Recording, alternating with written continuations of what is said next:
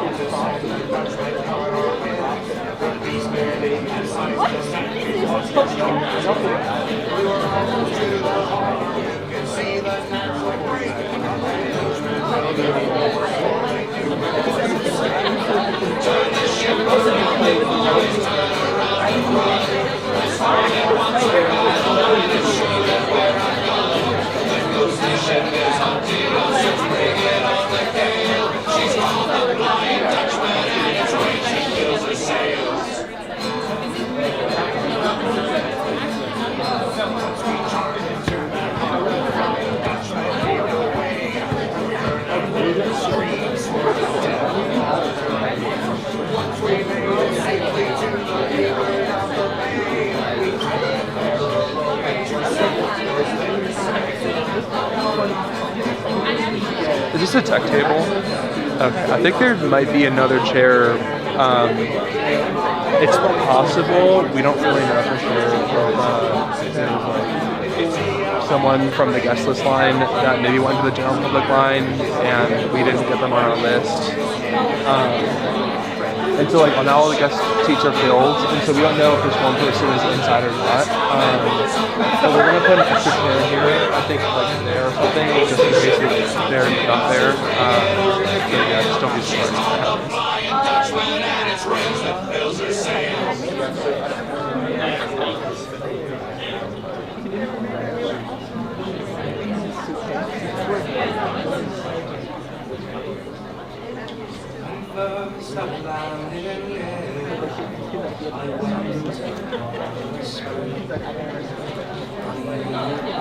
I spent it fast, I got drunk, as drunk could be.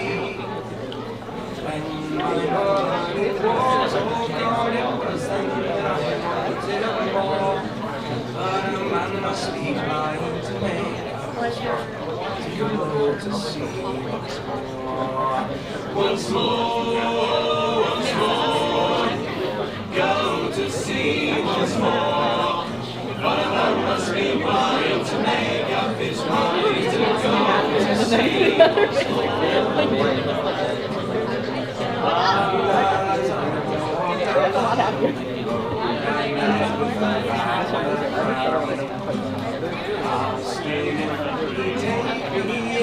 He looked at me with a frown.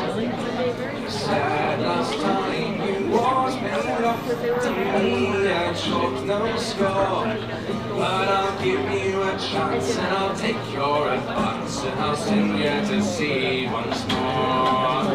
Once more, once more. Send you to see once more. But I'll give you a chance and I'll take your advance and I'll send you to see once more.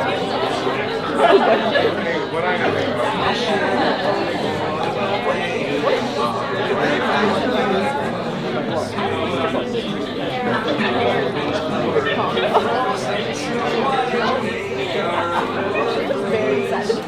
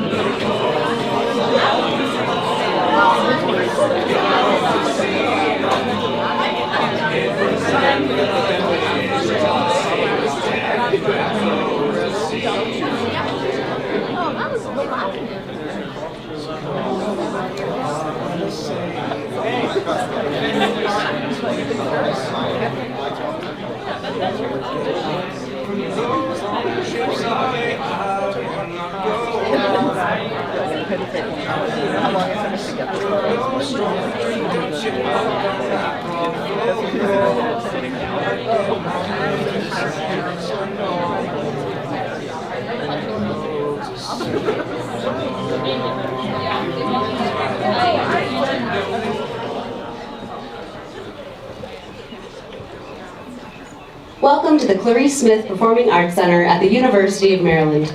Please take this opportunity to silence your cell phones and anything else that might beep or buzz. Please note that photography and audio or video recording are prohibited. And finally, please take note of the nearest exit from the venue in case of emergency. Thank you for being here with us.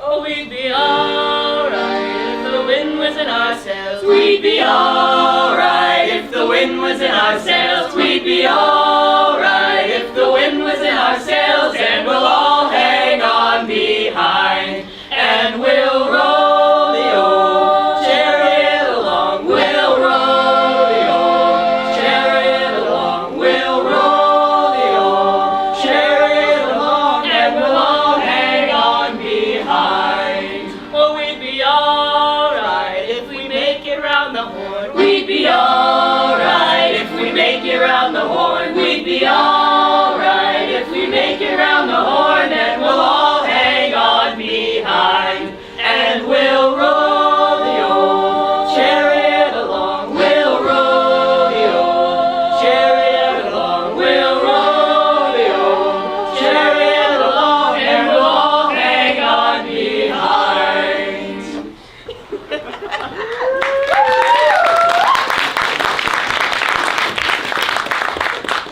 Welcome to the Maryland Shakespeare Players production of Julius Caesar. Please be advised that this show contains prop weapons, non-firing firearms, depictions of violence, and depictions of suicide. Actors make frequent use of all aisles and entrances, so please do your best to remain seated until the end of the performance. Thank you so much for joining us, and welcome to the sunny shores of the Caribbean.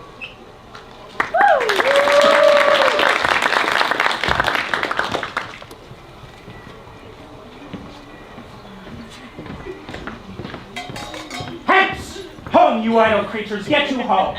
Is this a holiday? Speak, what trade art thou? Why, sir, a carpenter. You, sir, what trade are you? A trade that, I hope, I may use with a safe conscience, which is, indeed, sir, a mender of bad souls. What trade, thou knave, thou naughty knave? What trade? Nay, I beseech you, sir, be not out with me. Yet, if you be out, sir, I can mend you. What meanest thou? Mend me, thou saucy fellow. Why, sir, cobble you. Thou art a cobbler, art thou?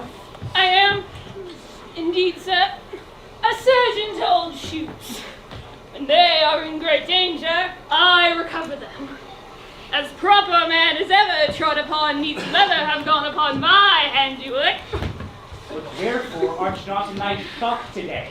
Why dost thou lead these men about the streets? Truly, sir, to wear out their shoes to get myself into more work.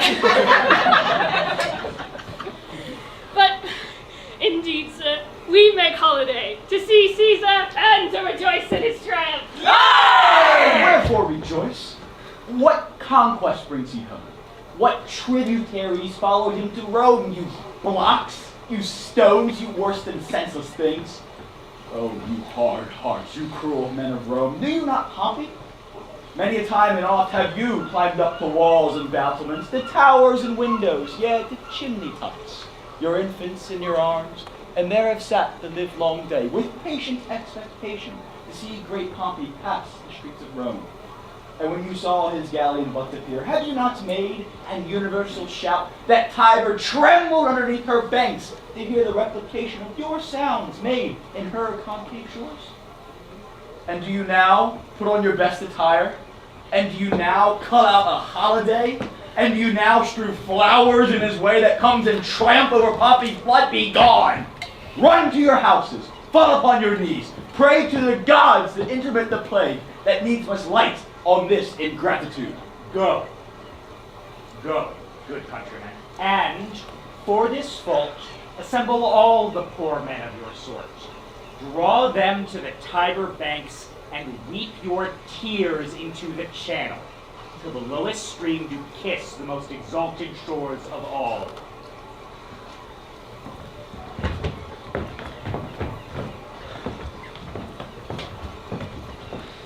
See whether their basest metal be not moved. They vanish, tongue-tied in their guiltiness. Go you down that way toward the capital. This way will I disrobe the images, if you do find them decked with ceremonies. May we do so? It is no matter. Let no images be hung with Caesar's trophies. I'll about and drive the vulgar away from the streets. So do you too, where you perceive them thick. These growing feathers plucked from Caesar's wing will make him fly an ordinary pitch. Who else would soar above the view of men, keep us all in servile fearfulness.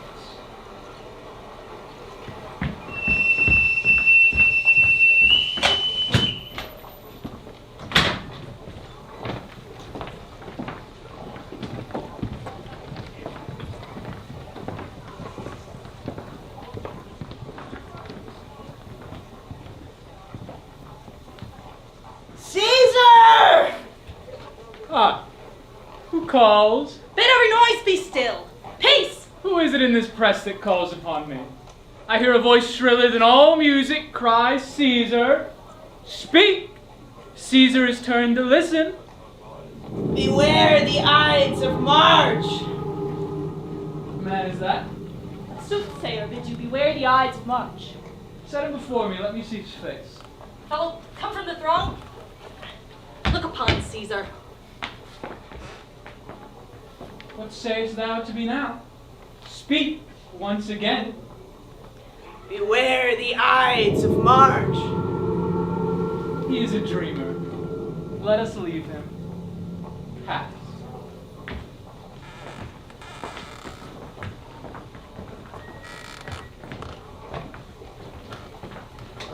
Will you go see the order of the course? Not I. I pray you do. I am not gamesome. I do lack some part of that quick spirit that is in hand. Let me not hinder, Cassius, your desires all leave you. Brutus, I do observe you now of late. I have not from your eyes that gentleness and show of love as I was wont to have.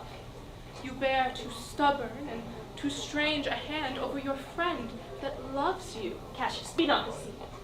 If I have veiled my look, I turn the trouble of my countenance merely upon myself. Vexed am I of late with passions of some difference. But let not therefore my good friends be grieved, among which number, Cassius, be you one, nor construe any further my neglect than that. Poor Brutus, with himself at war, forgets the shows of love to other men. Then I have much mistook your passion, by means whereof this breast of mine hath buried thoughts of great value, worthy cogitations. Tell me, good Brutus, can you see your face? No, Cassius, for the eye sees not itself, but by reflection, by some other thing. 'Tis just. And it is very much lamented, Brutus, that you have no such mirrors as will turn your hidden worthiness into your eye, and you may see your shadow. I have heard where many of the best respect in Rome, except immortal Caesar, speaking of Brutus and groaning underneath this age's yoke, have wished that noble Brutus had his eyes. To what danger would you lead me, Cassius? That you would have me seek into myself for that which is not in me.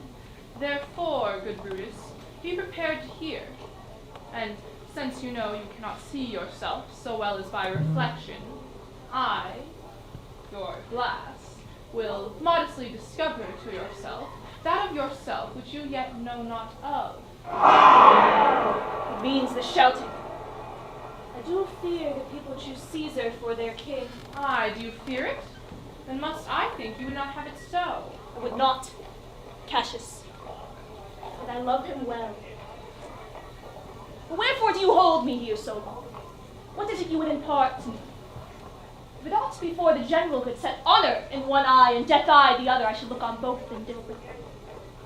Let the gods so speed me as I love the name of honor more than I fear death. I know that virtue to be in you, as I do know your outward favor. Well, honor is the subject of my story. I was born free as Caesar. So were you. We both have fed as well, and we can both endure the winter's cold as well as he.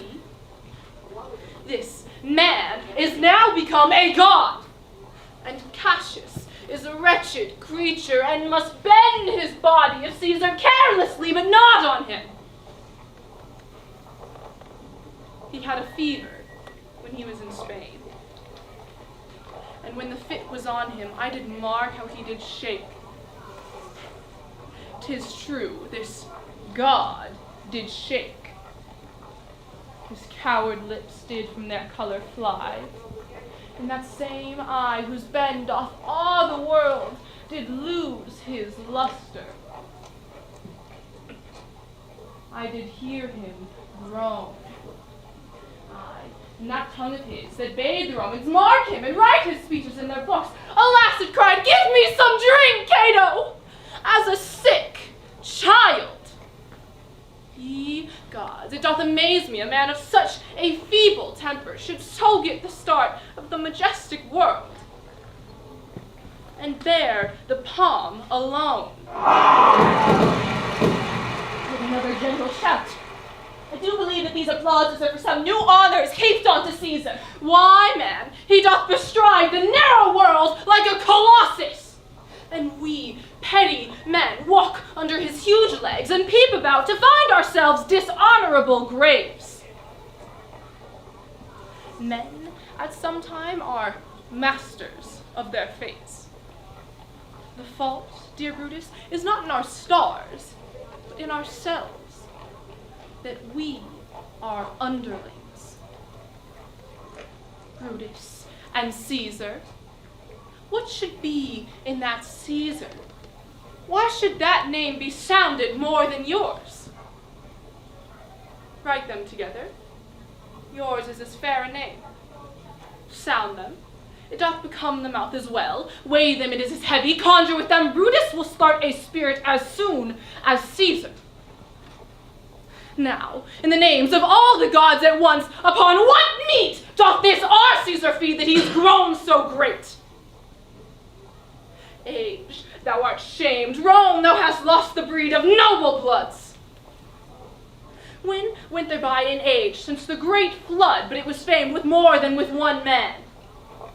When could they say, till now that talked of Rome, that her wide walls encompassed but one man? Now, is it Rome indeed, and room enough, when there is in it but one only man? If you do love me, I am nothing jealous. If you would work me too, I have some aim. How I've thought of this and of these times I shall look out thereafter. But for the present I would not, and so with love I might entreat be any further moved. What you have said I shall consider. What you have to say I shall with patience heed, and find time both meet to hear and answer such high things. Till then, my noble friend, chew upon this. Brutus hath rather be a villager than repute himself a son of Rome, under these hard conditions as this time is like to lay upon us. I am glad that my weak words have struck but thus much show of fire from Brutus. The games are done and Caesar is returning. As they pass by, pluck Casca by the sleeve, and he will, after his sour fashion, tell you what hath preceded worthy note today.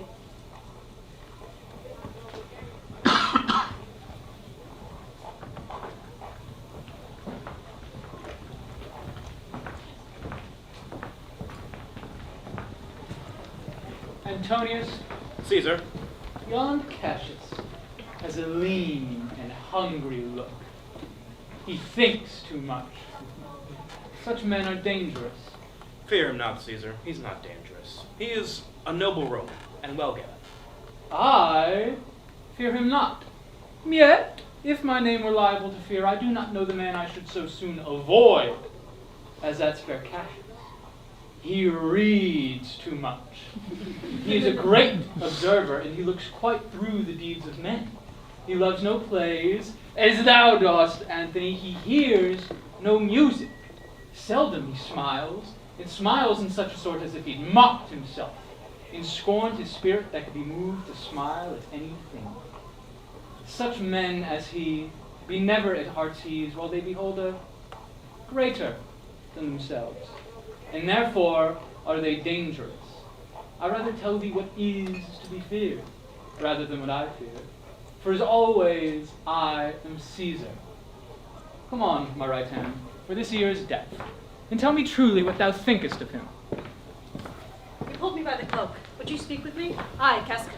Tell us what hath chanced today that Caesar looks so sad. Why, you were with him, were you not? I should not then ask Casca what had chanced.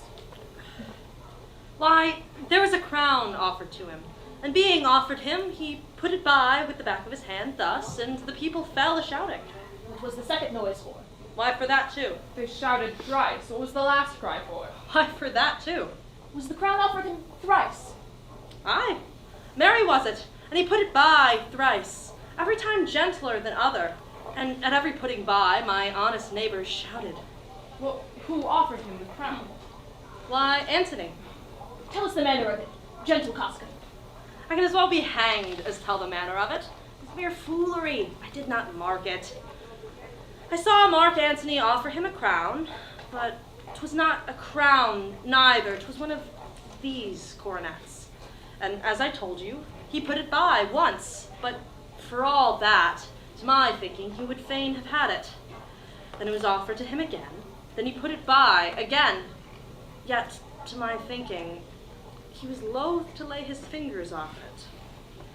Then it was offered to him a third time, and he put it a third time by. And still, as he refused it, the robmen hooted and clapped their chapped hands and threw up their sweaty nightcaps and uttered such a deal of stinking breath because Caesar had refused the crown that it had almost choked Caesar, for he had swoonded and fell down at it. And for my own part, I durst not laugh for fear of opening my lips and receiving the bad air. But soft, I pray you, what did Caesar swoon? He fell down in the marketplace and foamed at the mouth and was speechless.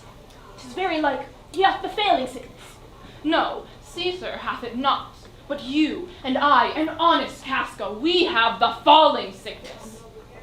I know not what you mean by that, but I am sure Caesar fell down.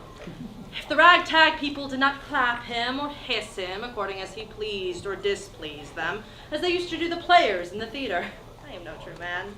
What said he when he came unto himself? When he came to himself again, he said that if he had done or said anything amiss, he desired that their worships think it his infirmity. 3 or 4 wenches where I stood cried, "Alas, good soul!" and forgave him with all their hearts. But there is little heed to be taken of them, for if Caesar had stabbed their mothers, they would have done no less.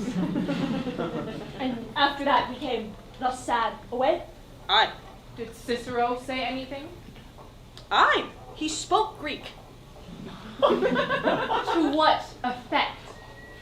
Nay, and I tell you this, I'll never look you in the face again, but those that understood him smiled at one another and shook their heads, but for my own part, it was Greek to me. I have more news too. Marlus and Flavius, for pulling scarves off Caesar's images, are put to silence. Very well. There was more foolery yet, if I could remember it. Will you sup with me tonight, Casca? No, I am promised forth. Will you dine with me tomorrow? Aye. If I be alive, and your mind hold, and your dinner worth the eating. Good. I will expect you. Do so. Farewell, both. What a blunt fellow is this grown to be. He was quick mettle when he went to school. This rudeness is a sauce to his good wit, which gives men's stomach to digest his words with better appetite. And so it is. For this time, I shall leave you. Tomorrow, if you please to speak with me, I shall come home to you. Or, if you please, come home to me, and I will wait for you. I will do so. Till then, think of the world.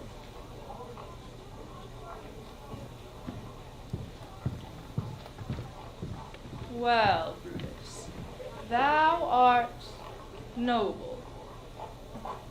Yet, I see thy honorable metal may be wrought from that it is disposed.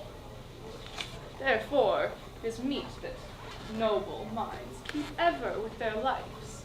For who so firm that cannot be seduced? Caesar doth bear me hard, but he loves Brutus. If I were Brutus now, and he were Cassius, he should not humor me. I will this night, in several hands, in at his windows throw, as if they came from several citizens, writings all tending to the great opinion that Rome holds of his name, wherein obscurely Caesar's ambition shall be glanced at. And after this, let Caesar seat him sure, for we will shake him, or worse days endure.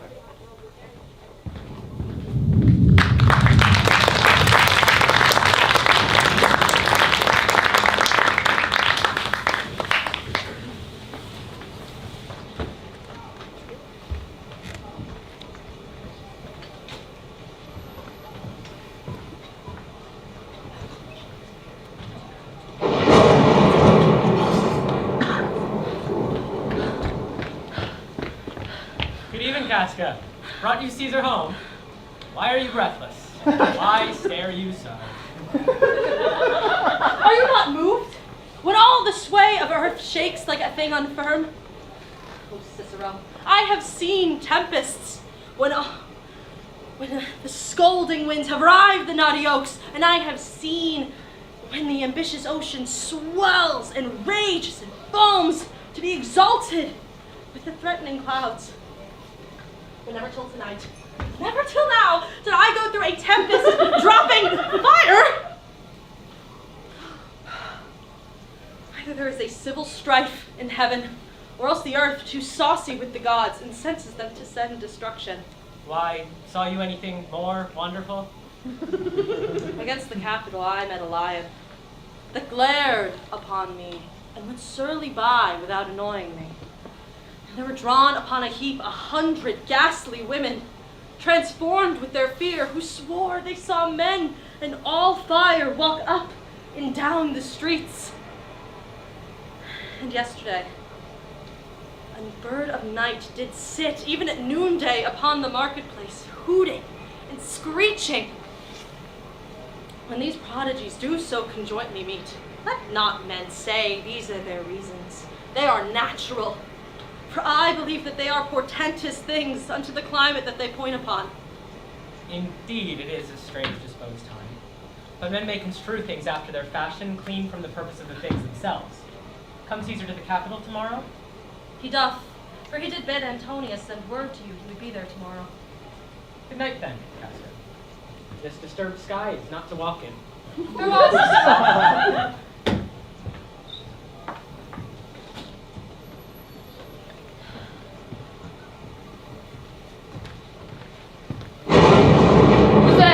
A Roman. Casca, by your voice. Here is good, Cassius. What night is this? A very pleasing night to honest men. Whoever knew the heavens been as so? Those that have known the earth so full of faults. For my part, I have walked about the streets, submitting me unto the perilous night. And when the crossed blue lightning seemed to open the breast of heaven, I did present myself, even in the aim and very flash of it. But wherefore did you so much tempt the heavens? It is the part of men to fear and tremble when the most mighty gods by token send such dreadful heralds to astonish us. If you would consider the true cause, why all these things change from their ordinance, their natures, and perform faculties to monstrous quality, why, you shall find that heaven hath infused them with these spirits to make them instruments of fear and warning unto some monstrous state. Now, could I, Casca, name to thee a man most like this dreadful night, that thunders, lightens, opens graves, and roars as doth the lion in the Capitol. A man no mightier than thyself or me. 'Tis Caesar that you speak of, is it not, Cassius? Let it be who it is. For Romans now have thews and limbs like to their ancestors. But woe the while our noble minds are dead, and our yoke and sufferance show us cowards. Indeed, they say tomorrow the senators mean to establish Caesar as a king. I know where I will wear this dagger then. Cassius from bondage will deliver Cassius. Therein, ye gods, you make the weak most strong. Therein, ye gods, you tyrants do defeat. But, being wary of these worldly bars, life never lacks power to dismiss itself. If I know this, know all the world besides. That part of tyranny that I do bear, I can shake off at pleasure. So can I. So every bondman holds in his own hand the power to cancel his captivity. And why should Caesar be a tyrant then? Poor man. I know he would not be a wolf, but that he sees the Romans are but sheep. He were no lion, were not Romans hinds. Those that with haste will make a mighty fire, begin it with weak straws. What trash is Rome? What rubbish and what awful when it serves for the base matter to illuminate so vile a thing as Caesar! But, oh, grief, where hast thou led me? I perhaps speak this before a willing bondman. Then I know my answer must be made. But I am armed, and dangers are to me indifferent. It is Casca that you speak to. It is such a man that is no fleering telltale. Hold my hand. Be factious for redress of all these griefs, and I will set this foot of mine as far as who goes farthest. There's a bargain made. Now, know you, Casca? I have moved already some certain of the noblest minded Romans to undergo with me an enterprise of honorable, dangerous consequence. And I do know by this, they stay for me in Pompey's theater. For now, this fearful night, there is no stir or walking in the streets. And the complexion of the element in favor is like the work we have in hand, most bloody, fiery, and most terrible. Stand close a while, for here comes one in haste. 'Tis Cinna, I do know him by his gait. He is a friend. Cinna, where haste you so? To find out you. Am I not stayed for, Cinna? What a fearful night is this! The 2-3 of us have seen strange sights. Am I not stayed for? Tell me. Yes, you are. Oh, Cassius, if you could but win the noble Brutus to our party! Be you content? Good, Cinna.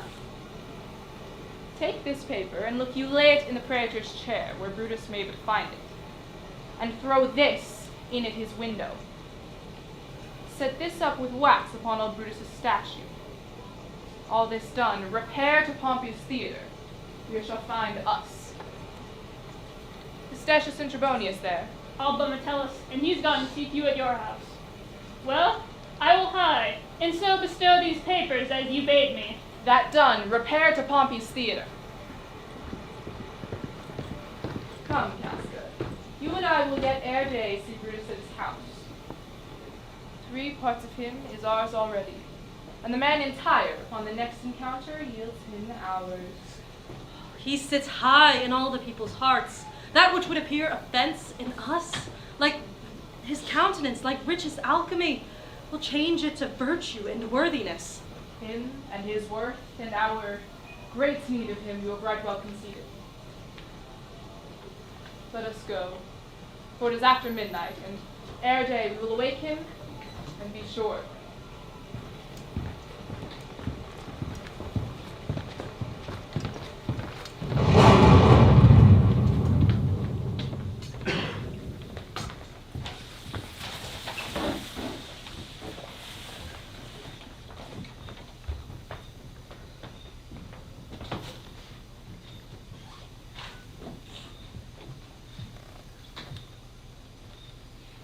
Lucius, ho! Called you, my lord. Get me a taper in my study, Lucius. When it is lighted, come and call me here. Hello, my lord.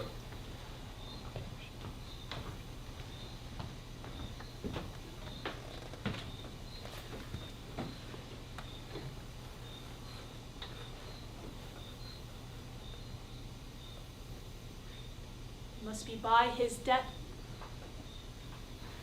And for my part, I know no personal cause to spurn at him but for the general. He would be crowned. How that might change his nature, there's the question. It's the bright day that brings forth the adder that craves wary walking. Crown him that... And then, I grant, we put a sting in him, that at his will he may do danger with. The abuse of greatness is when it disjoins remorse from power. To speak truth of Caesar, I have not known when his affections swayed more than his reason. It is a common proof that lowliness is young ambition's ladder whereto the climber upward turns his face. When he once attains the utmost round, he then unto the ladder turns his back, looks into the clouds, scorning the base degrees by which he did ascend. So Caesar may. Then, lest he may, prevent. And since our quarrel will bear no color for the thing he is, fashion it thus, that what he is, augmented, would run to these and these extremities. And therefore, think him as a serpent's egg, which hatched would, as his kind, grow mischievous, and kill him in the shell. The taper burneth in your closet, sir. Searching the window for a flint, I found this paper thus sealed up, and I am sure it did not lie there when I went to bed. Get you to bed again. It is not day.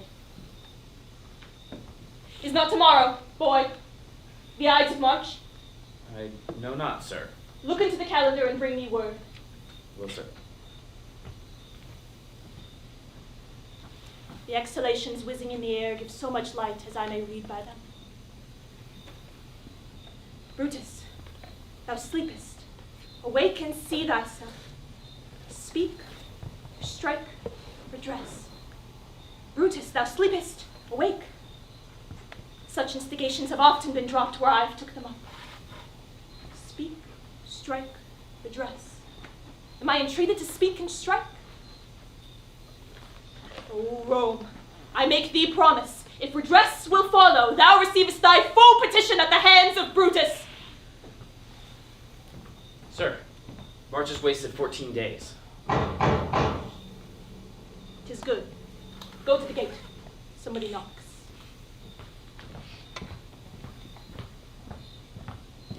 Since Cassius first did wed me against Caesar, I have not slept. Between the acting of a dreadful thing and the first motions, all the interim is like a phantasma or a hideous dream.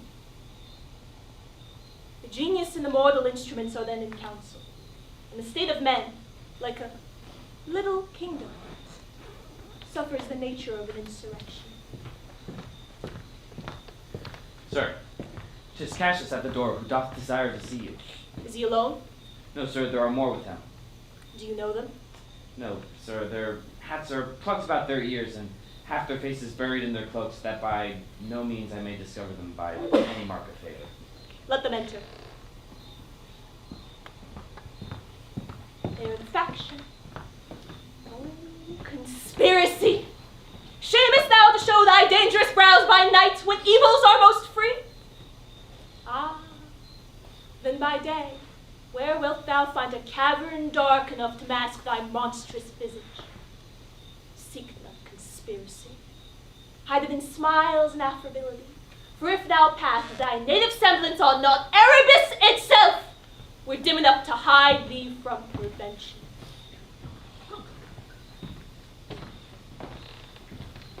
I think we are too bold upon your rest. Good morrow, Brutus. Did we trouble you? I've been up this hour, awake all night. Know I these men that come along with you? Yes, every man of them. And no man here but honors you, and everyone doth wish you had but that opinion of yourself which every noble woman bears of you.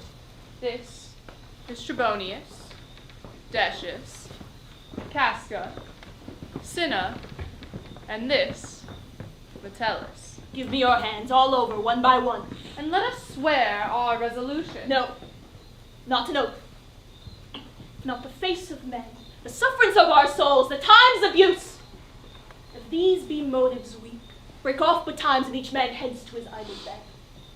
So let high-sided tyranny range on till each man drop by lottery. Gentlemen, what need we any spur but our own cause to prick us to redress? What other oath than honesty to honesty engage that this shall be? For we will fall for it.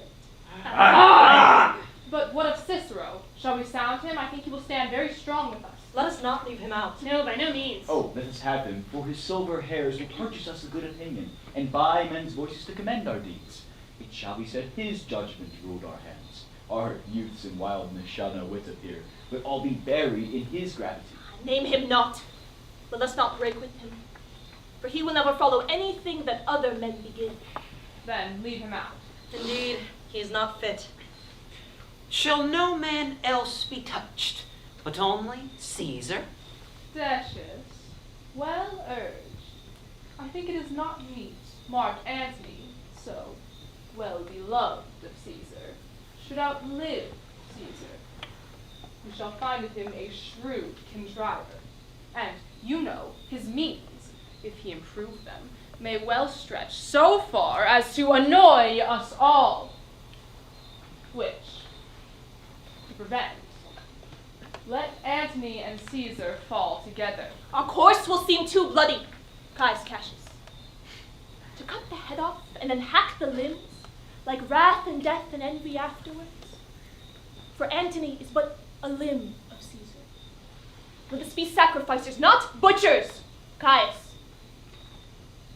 We all stand against the spirit of Caesar. And in the spirit of men there is no blood. Ah, that we could come by Caesar's spirit, but not dismember Caesar. But alas, Caesar must bleed. Gentle friend, let's kill him boldly, but not wrathfully. Let's carve him as a dish fit for the gods, not hew him as a carcass fit for the hounds. And let our hearts, as subtle masters do, stir up their servants to an act of rage, and then after seem to chide them. This shall make our purpose necessary and not endless, which so appearing to the common eyes we shall be called purgers, not murderers. And as for Mark Antony, do not think of him, for he can do no more than Caesar's arm when Caesar's head is off. Yet I fear him, for in the engrafted love he bears to Caesar. Alas, Cassius, do not think of him. If he loves Caesar, all that he can do is to himself take thought and die for Caesar. And that were much he should, for he is given to sports, to wildness, and to much company. There is no fear in him. Let him not die, for he will live and laugh at this hereafter. Peace! Count the clock.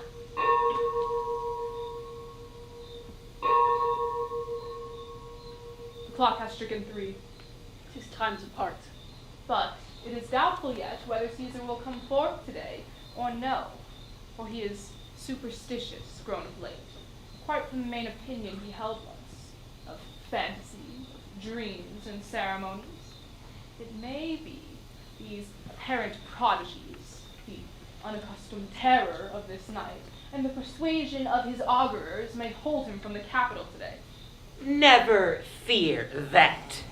If he be so resolved, I can o'ersway him. For he loves to hear that unicorns may be betrayed with trees, and bears with glasses, elephants with holes, lions with toils, and men with flatterers. But when I tell him he hates flatterers, he says he does being then most flattered. Let me work, for I can give his humor the true bent, and I will bring him to the capital. Nay, we will all of us be there to fetch him. By the 8th hour. Is that the uttermost? Be that the uttermost, and fail not then. Caius Ligarius doth bear Caesar hard, who rated him for speaking well of Pompey. I wonder none of you have thought of him. Now, good Metellus, go along by him. He loves me well, and I have given him reasons. Send him hither, and I'll fashion him. The morning comes upon us. We leave you, Brutus. And, friends, disperse yourselves. But all remember what you have said, and show yourselves true Romans. Good countrymen, look fresh and merrily. Let not our looks put on our purposes, but bear it as our Roman actors do, with untired spirits and formal constancy. And so good morrow to you and everyone.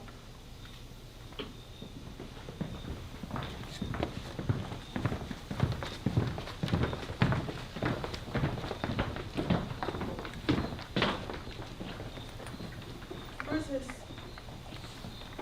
my lord. Portia, what mean you? Wherefore rise you now? You have ungently, Brutus, stole from my bed. And yesterday night at supper you suddenly arose and walked about, musing and sighing with your arms across. When I asked you what the matter was, you stared upon me with ungentle looks. I urged you further, yet you answered not, but with an angry washer of your hand, gave sign for me to leave you.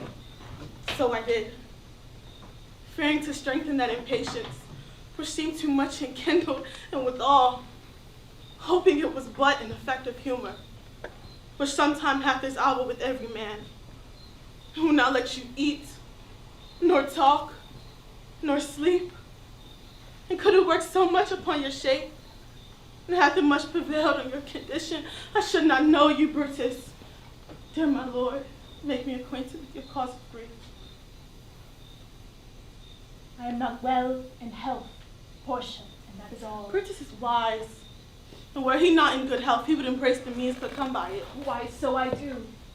Good Portia, go to bed. Is Brutus sick?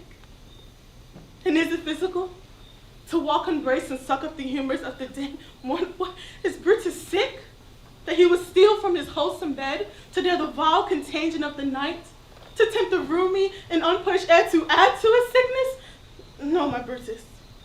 You have some sick offense within your mind, which by the right and virtue of my place I ought to know of, and upon my knees I charm you by my once committed beauty, by all your vows of love and that great love, which did incorporate and make us one, that you unfold to me, yourself, your half, while you are heavy, and what men tonight have had to come resort to you. For here have been some 6 or 7 who hide their faces even from darkness. Kneel not, I shall not kneel if you were gentle, Brutus. Within the bonds of marriage, tell me, Brutus, is it expected I should know no secrets that appertain to you? Am I yourself, but as it were, in sort or limitation, to keep with you at meals, comfort your bed, and talk to you sometimes? Dwell I but in the suburbs of your good pleasure? If it be no more, Portia is Brutus's harlot, not his wife. You are my true and honorable wife, as dear to me as the ruddy drops that visit my Is this sad true? heart. Then I should know this secret. Tell me your counsels, I will not disclose them. I have made strong proof of my constancy, giving myself a voluntary wound here in the thigh. Can I bear this with patience and not my husband's secrets? Oh, ye gods, render me worthy of this noble wife. Hark, what knocks? Portia, go in a while, and by thy bosom shall partake in the secrets of my heart. All my engagements I shall construe thee, all the character of my sad brow. Leave me with haste.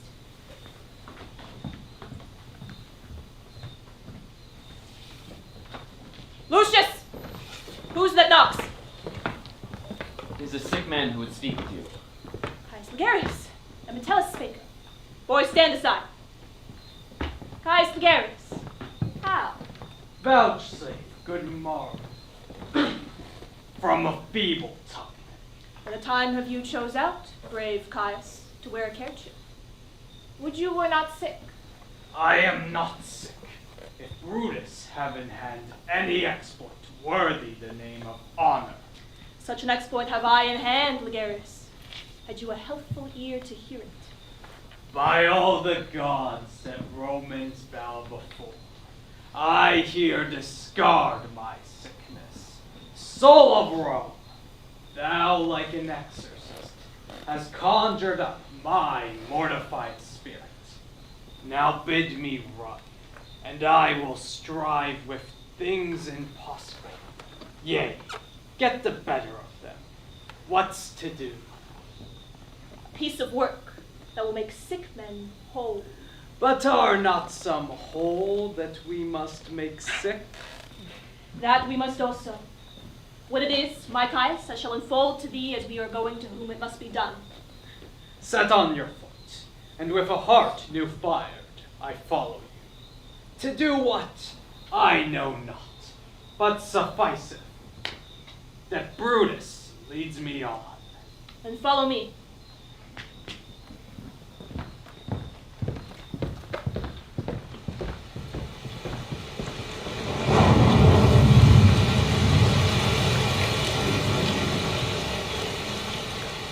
Neither heaven nor earth have been at peace tonight. Thrice hath Calpurnia in her sleep cried out, "Help, ho, they murder Caesar." Who's within? My lord? Go bid the priests do present sacrifice, and bring me their opinions of success. I will, my lord. What mean you, Caesar? Think you to go forth? You shall not stir out of your house today. Caesar shall forth. The things that threatened me never looked but on my back. When they shall see the face of Caesar, they are vanished. Caesar, I never stood on ceremonies, yet now they fright me. There is one within, besides the things that we have heard and seen, recounts most horrid sights seen by the watch.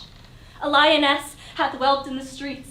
Graves have yawned and yielded up their dead. Fierce, fiery warriors fought upon a cloud in ranks and squadrons and right form of war, which drizzled blood upon the Capitol. The noise of battle hurtled in the air, horses did neigh, and dying men did groan, and ghosts did shriek and squeal about the streets. Oh, Caesar, these things are beyond all use, and I do fear them. What can be avoided, whose end is purposed by the mighty gods? Caesar shall forth, for these warnings are to the world in general as to Caesar.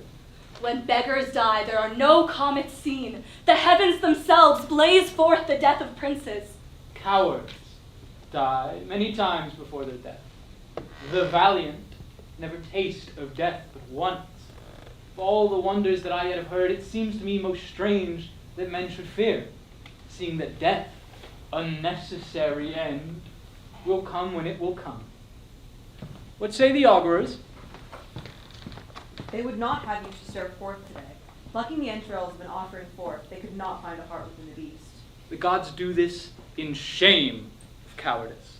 Caesar should be a beast without a heart if he should stay at home today for fear.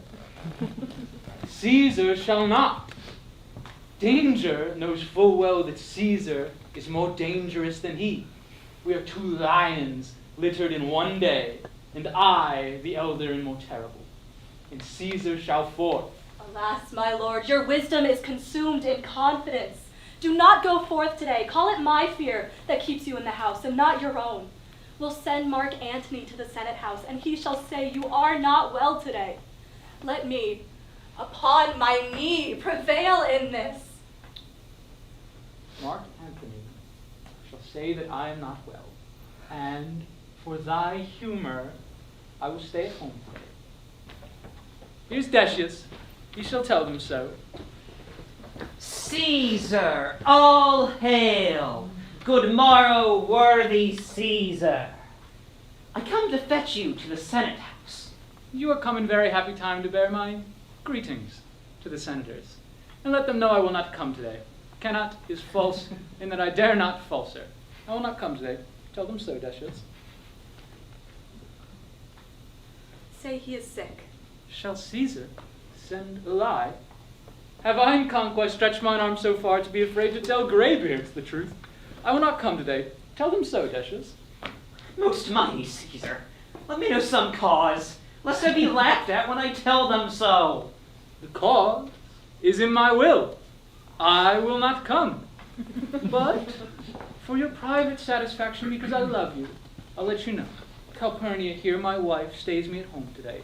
She has dreamt of my statue, which, like a fountain with 100 spouts, did run pure blood. And many lusty Romans came smiling and did bathe their hands in it. In these does she apply for warnings, importance, and evils imminent, and hath, on her knee, begged me stay at home today. This dream is all misinterpreted. It was a vision fair and fortunate. Your statue, spouting blood in many pipes, in which so many smiling Romans bathe, signifies that from you great Rome shall suck reviving blood, and that great men shall press for tinctures, stains, relics, and cognizance. This by Calpurnia's dream is signified. And in this way you have well expounded it. I will have, when you have heard what I can say, and know it now. The Senate have concluded to give this day a crown to mighty Caesar. If you shall send them word he will not come, their minds may change. Besides, it were a mock act to be rendered for someone to say, break up the Senate till another time, when Caesar's wife shall meet with better dreams. Caesar hide himself. Shall they not whisper, lo, Caesar is afraid? Pardon me, Caesar, for my dear, dear love to our proceeding bids me tell you this, and reason to my love is liable. How foolish do your fears seem now, Calpurnia. I am ashamed I didn't yield to them. Fetch my robe, for I will go. And here's Lepidus, come fetch me. Good morrow, Caesar. Good morrow, Lepidus. But Brutus, or that stirred so early too. Now Casca, Caius, Ligarius. Caesar was ne'er so much your enemy as that same ague which hath made you lean. What is the clock? Caesar, 'tis strucketh 8. I thank you for your pains and courtesies. See, Antony! That which revels long o' nights is now standing up. Good morrow, Antony. So to most noble Caesar. Go bid them prepare within. I am to blame to be thus waited for. Now, Cinna, now Metellus, what, Trebonius, I've an hour's talk in store for you today. Remember that you call upon me, and be near to me, so that I may remember you. Caesar, I will, and so near will I be that your best friend shall wish I had been further. Good friends, go in, taste some wine with me, and we, like friends, will straightway go together. And every like is not the same, oh, Caesar. The heart of Brutus yearns to think upon it.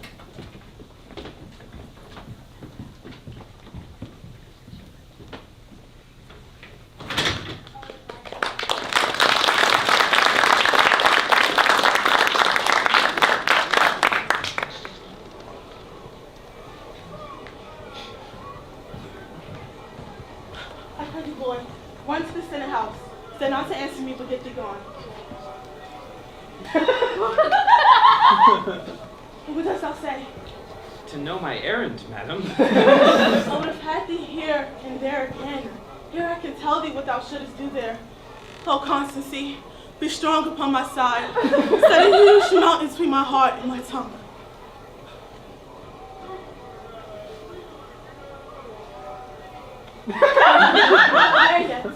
Madam, what should I do? Run to the capital and nothing else? And so return to you and nothing else? Yes! Bring me word, boy, if thy lord look well, for he went sickly for thee. Take good note of him, what Caesar doth and what suitors press him. Hark, boy, what noise is that? I hear none, madam. Prithee, listen well. I heard a bustling rumor like a fray, and the wind brings it forth from the capital. Sooth, madam, I hear nothing. Come hither, fellow. Which way hast thou been? At my own house, good lady. What is it o'clock? About the 9th hour, lady. Has Caesar yet gone to the capital? Ah, madam, not yet. I better take my stand to see him pass on. Why? Knowest thou any harm intended towards him? None that I know may be. Much that I fear may chance. Good morrow to you. Here the street is narrow, the throng that follows Caesar at the heels of suitors, of prayers, senators will crowd a feeble man almost to death. I'll get me to a place more void, and there speak to great Caesar as he comes to me. I shall go in. Oh, Brutus, the heavens speed thee in thy enterprise. Lucius, and commend me to my lord. Say I am married. Come to me again and bring me word what he doth say to thee.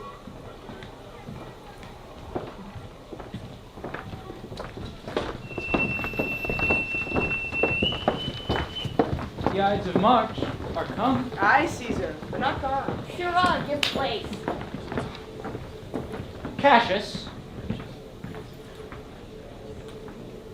I hope your enterprise today may thrive. What enterprise, Papilius? Very well. What said Papilius, Lena? We wish today our enterprise might thrive. I fear our purpose is discovered. How he makes to Caesar mark him. Cast must be sudden, for we fear prevention. Brutus, what shall be done? If this be known, Cassius or Caesar never shall turn back, for I will slay myself. Cassius, be constant. Papilius Lena knows not our purposes, for look, he smiles, and Caesar doth not change. Cronius knows his time. For look you, Brutus, he draws Mark Antony out of the way. Where is Metellus? Let him go, and presently prefer his suit to Caesar. He is addressed. Press near and second him. Casca, you are the first that raise your hand. Are we all ready? What now is remiss that Caesar and his Senate must redress? Most high, most mighty, and most puissant Caesar, Metellus goes before thy seat, and humble heart. I must prevent thee, Metellus Cimber. These couchings and these lowly courtesies might fire the blood of ordinary men, and turn preordinance in first decree into the law of children. Be not fond to think that Caesar bears such rebel blood, that would be thawed from the true quality by that which melteth fools. I mean sweet words, low crooked courtesies, and base spaniel fawning. Thy brother, by decree, is banished. If thou dost bend, and pray, and fawn for him, I spurn thee like a cur out of my way. Know this, Caesar doth not wrong, nor without cause will he be satisfied. Is there no voice more worthy than my own, to sound more sweetly in great Caesar's ear for the repealing of my banished brother? I kiss thy hand, but not in flattery, Caesar, desiring thee that Aurelius Cimber may have an immediate freedom of repeal. Brutus. Pardon, Caesar, Caesar, pardon. As lowest to thy foot doth Cassius fall, to beg enfranchisement for Aurelius Cimber. I could be well moved, if I were as you. If I could pray to move, prayer would move me. But I am as constant as the northern star, of whose true fixed and arresting quality there is no fellow in the firmament. The skies are painted with unnumbered sparks, and they are all fire, and each one doth shine, but there's but one in all doth hold his place. So in the world, 'tis furnished well with men, and men are flesh, and blood, and apprehensive. But in that number I do know but one, that unassailable holds his rank, unshaped of motion, and that I am he. Let me a little show it, that even in this I was constant. Cimber should be banished, inconstant do remain to keep him so. Oh, Caesar! Hence wilt thou lift up Olympus? Great Caesar! Doth not Brutus bootless kneel? Speak! Hands for me!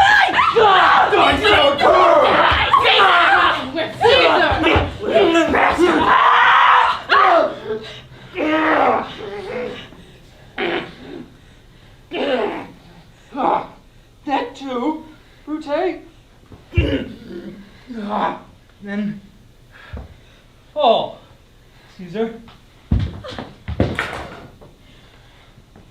Liberty! Freedom! Tyranny is dead! Run hence, proclaim, crying about the streets! Some to the common pulpits and cry out liberty, freedom, and enfranchisement! People and senators! Be not affrighted. Lie not, stand stiff.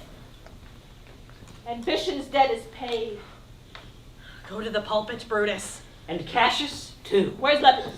Here, quite confounded with this mutiny. Stand fast together, lest some friend of Caesar should chance. Not of standing. Lepidus, good cheer. There's no harm intended to your person, nor to no Roman else. So tell them, Lepidus. And leave us, Papilius, lest that the people, rushing on us, should do you some mischief.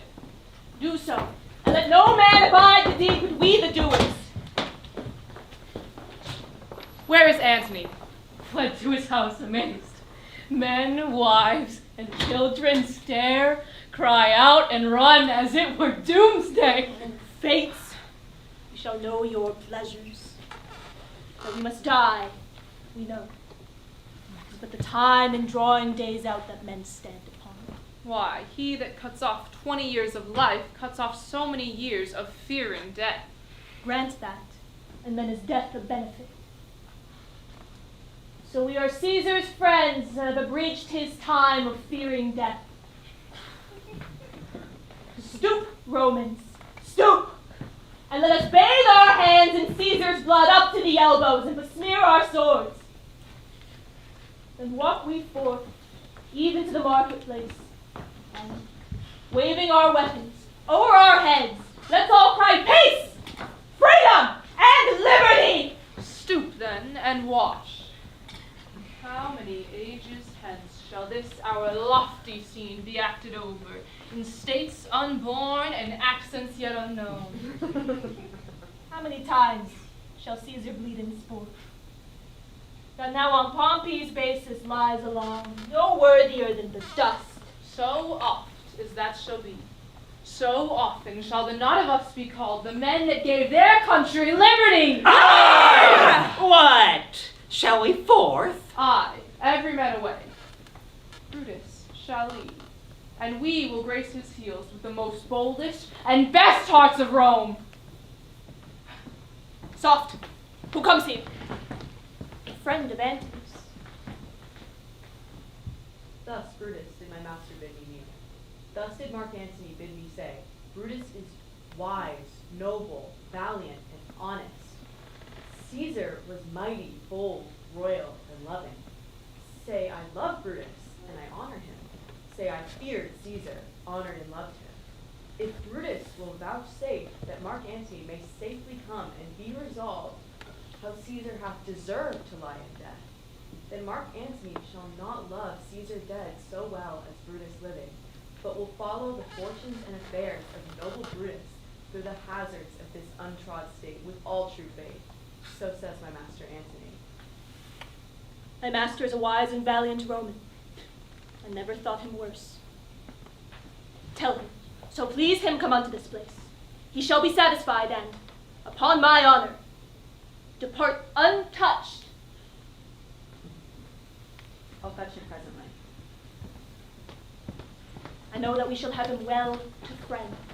I wish we may, but yet have I a mind that fears him much. My misgiving still falls shrewdly to the purpose. But here comes Antony.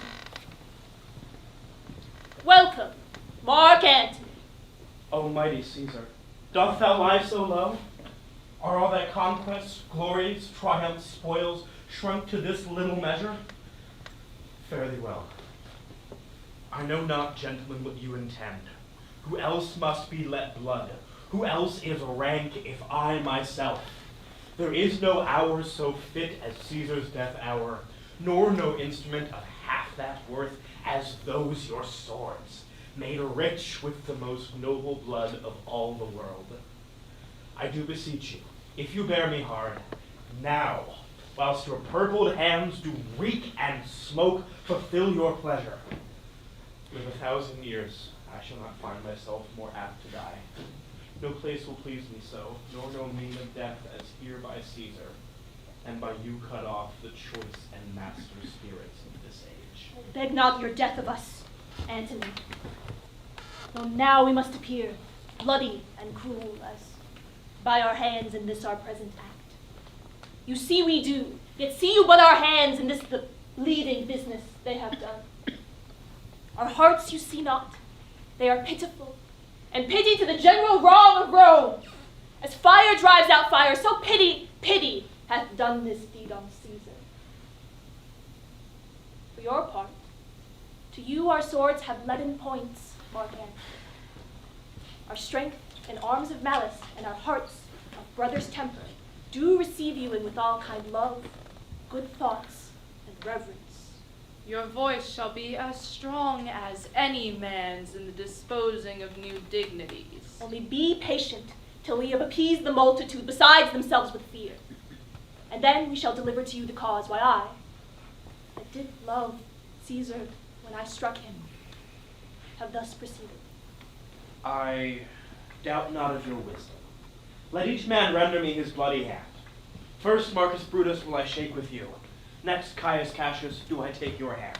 Now yours, Decius. Now yours, Metellus. Now yours, Cinna, and my valiant Casca, yours. Though last, not last in love, yours, good Trebonius. Gentlemen all. Alas, what shall I say? My credit now stands on such slippery ground that one of two bad ways you must conceit me, either a coward or a flatterer.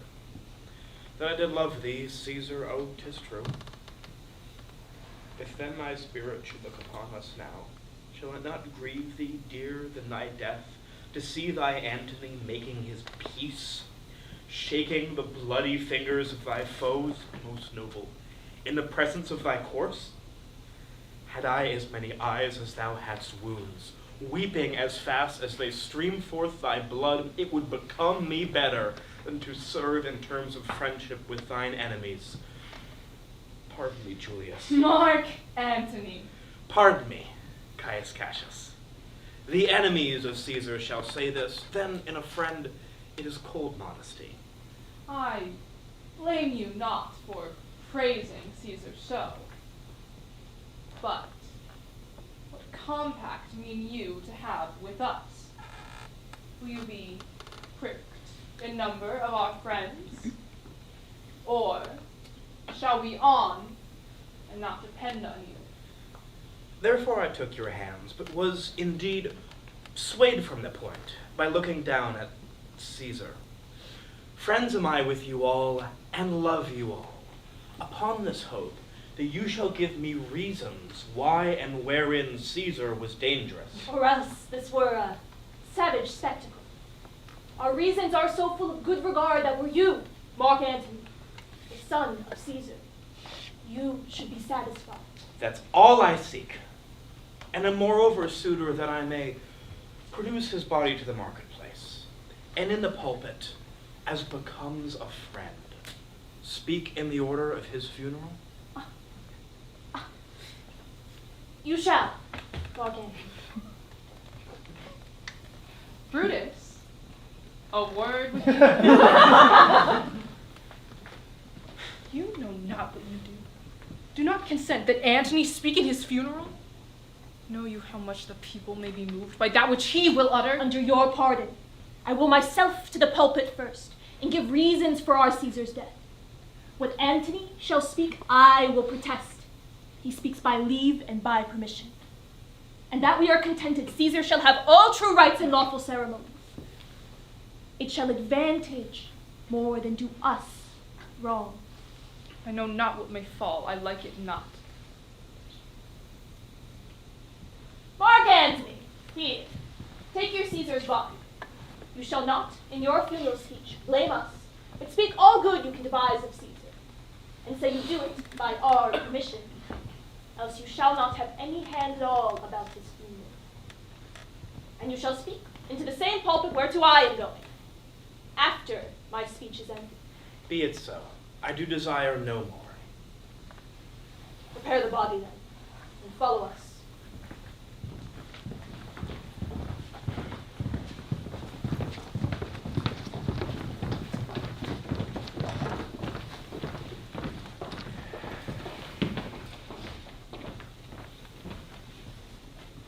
forgive me, thou bleeding piece of earth, that I am meek and gentle with these butchers.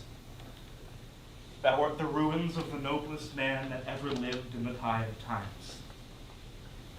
Woe to the hand that shed this costly blood. Over thy wounds now do I prophesy. A curse shall light upon the limbs of men. Domestic fury and fierce civil strife shall cumber all the parts of land and sea. Blood and destruction shall be so in use, and dreadful objects so familiar, that mothers shall but smile as they behold their infants quartered with the hands of war, all pity choked with custom of fell deeds. And Caesar's spirit, ranging for revenge, shall in these confines with a monarch's voice cry havoc, and let slip the dogs of war. You serve Octavius Caesar, do you not? I do, Mark Antony. Caesar did right for him to come to Rome. He did receive his letters and is coming, and bid me to say to you by word of mouth, "Oh, Caesar!" Thy heart is big. Get thee apart and weep. Passion I see is catching, for mine eyes, seeing those beads of sorrow stand in thine, do begin to water. Is thy master coming? He lies tonight within 7 leagues of Rome. Post back with speed and tell him what hath chanced. Here is a mourning Rome, a dangerous Rome. No Rome of safety for Octavius yet. Hie hence, and tell him so. Yet, stay a while. Thou shalt not back till I have borne this course into the marketplace. There, in my oration, shall I try how the people take the issue of these bloody men, according to the which thou shalt discourse to young Octavius of the state of things. Lend me your hand.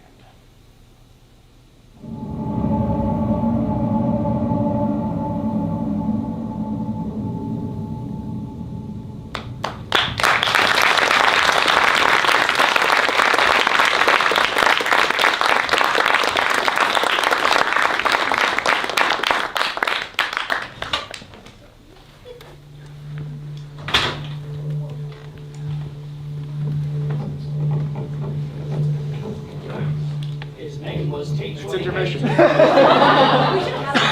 I'll be back in 15 minutes.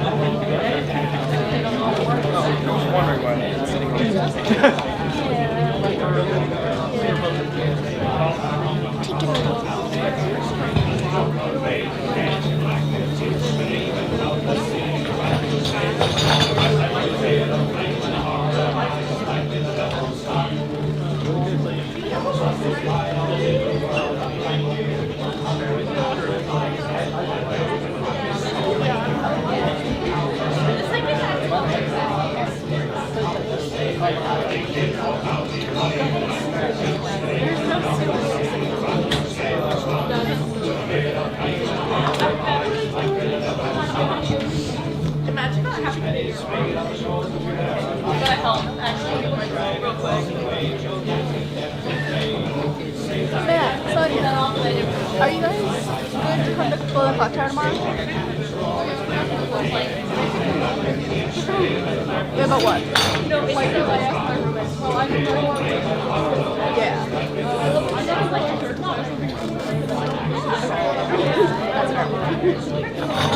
Alright, just let us know soon so we can plan for numbers. Okay. I was actually, no, he said we can't make it. No, we're starting like 7. So I'll check. I'll get more lists. And I'll keep you guys as maybes for now, so you know. Behind your very tall dresser. I mean, he's like. It was in my. It was in my baby, but.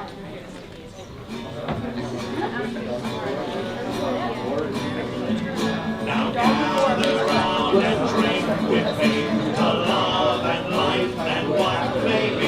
The sun and the sky, our hearts, every cause.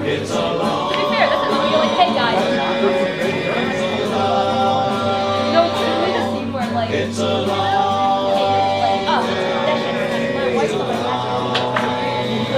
good thing. And Amy goes, so true. That's correct. This deadpan of like, so true. What's wrong with your house? Are you good? Are you good? It's on fire, okay? Okay, Anne.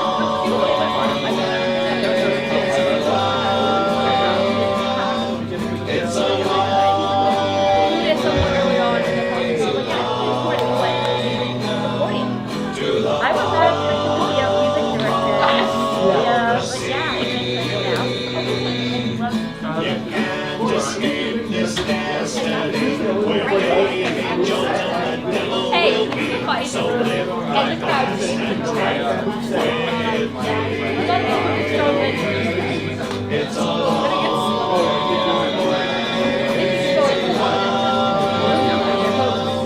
It's a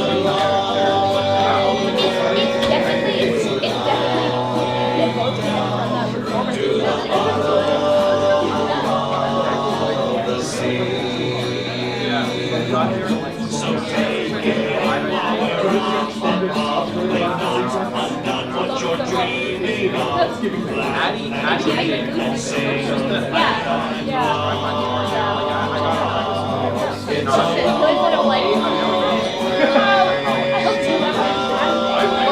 by that?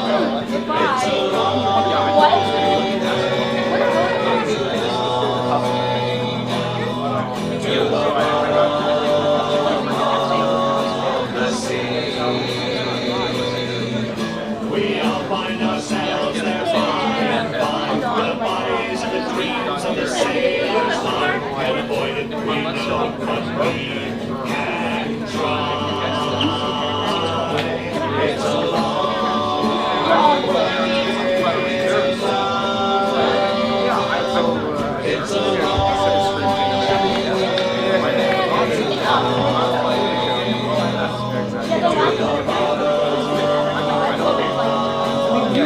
I'm not a student, so I'm glad that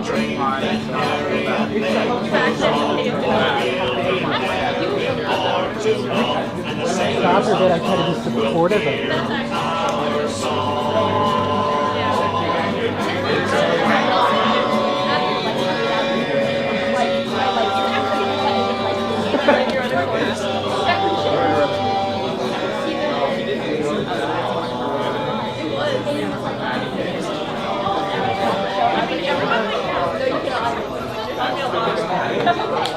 You know, we live together. He just goes to never actually live. No, it's not. He's cool. She holds up. He just goes, whoa.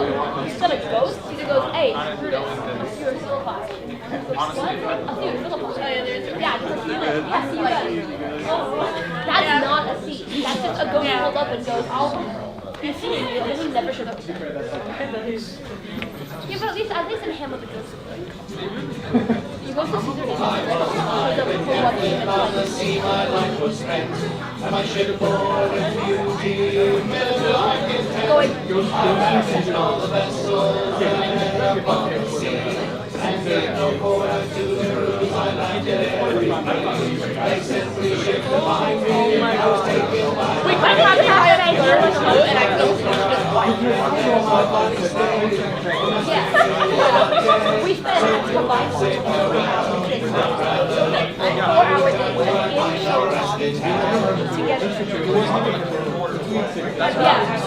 Okay. Oh yeah. One of them an hour. No, I stabbed her. No, her is on the left side. Okay, like over here, and then I stabbed her. Because the problem with having that is yeah, especially when you start like here and with hands straight up. Yeah, but I mean, for some of them, some of them are worth hundreds. Cassius has no line. Cassius will just go either. Cassius is so correct. Like, Logan looks so like, they can kill him. They're like, he's like, yes, sure, just for season. No, Logan.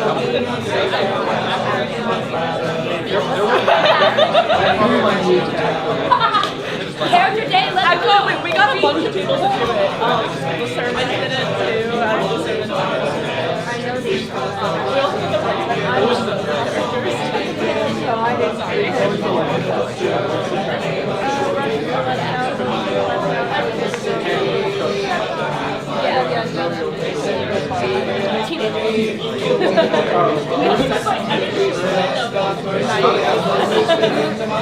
every time. Well, he does kill him. No, Too often. Brutus treatment hasn't happened like I think it's naive. Although he also does make the wrong choice. Like, should be larger here and Cassius is like, yes. Like, kind of. That's ridiculous. no, I think it's naivete because it's like and then Cassius is also his fatal flaw is suicide ideation. Oh my god, something's gone wrong. Time to die. Because like, genuinely, Cassius doesn't kill himself there. If he doesn't die there, everything is fine. By the way, the slightest thing I'm gonna kill myself. Also obsessed with the fact that Edith has it. I love that. It's because Well, Edith don't oh, by the way, so everything is like a knife, right? So it goes. Yeah, I went to this the day before, and Edith is like, okay, where do I hide my knife? And I'm like, can I? Corset. I mean, that's No, why would I do that? of course, she's so tall, bending down to get it right. Yes. It has been considered. Do you want to be That's crazy. My biggest qualification that will be okay. That's more than enough.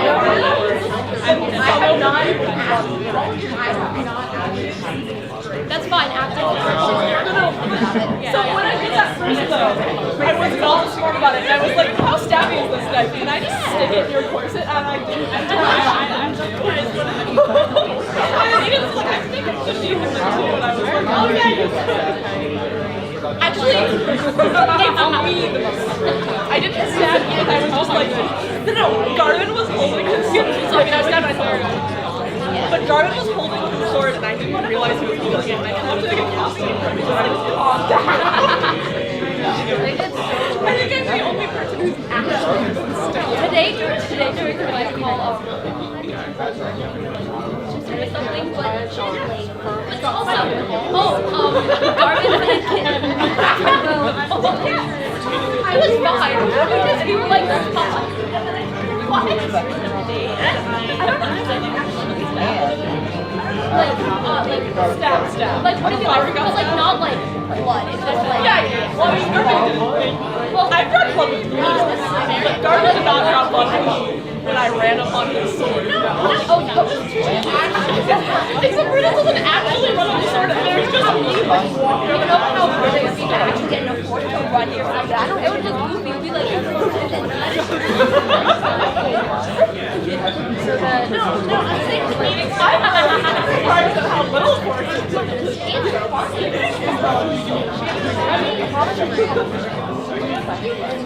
Show them.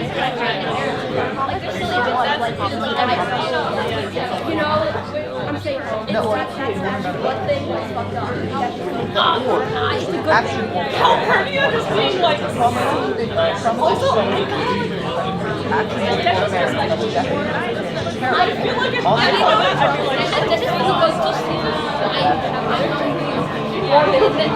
well, no, I know, but he's like secretly respectful before. He's like, oh shit, she's right. I mean, he already knew that she was right. He's like, Caesar, nothing bad there befall you. Pull up. No, I know, he knows. Okay, so I wonder if he's like, oh shit. It's like Sherlock Holmes gets beat by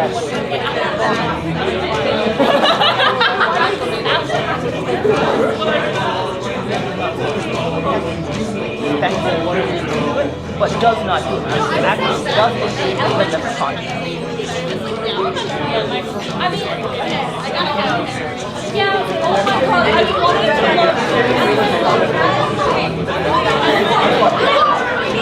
I could not, I was like, I don't know, I got it later, but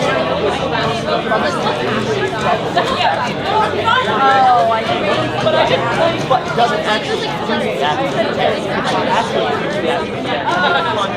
And just one. You get so many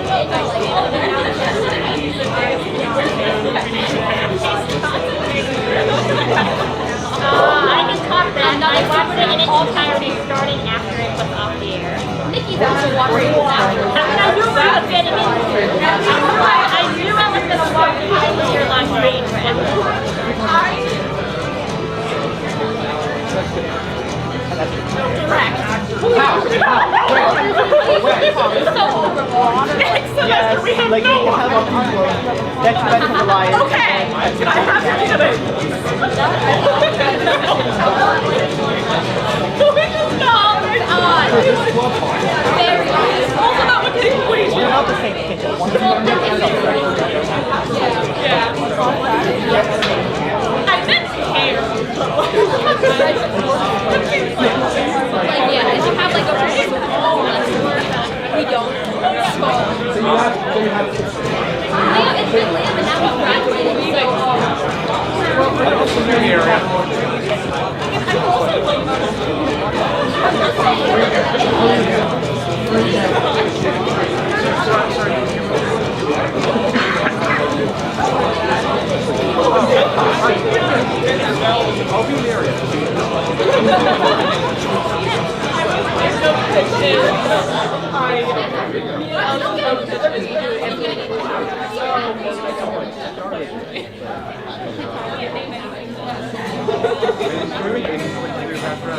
Well, my other good pitch was we have like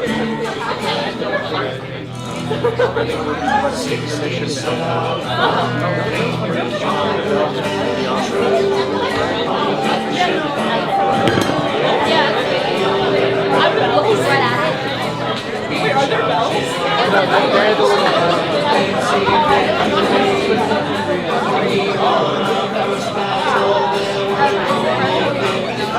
Hey, we'll debrief after this. You can talk about shit with fights with me. I know what Yes, we did. Yes. We'll make it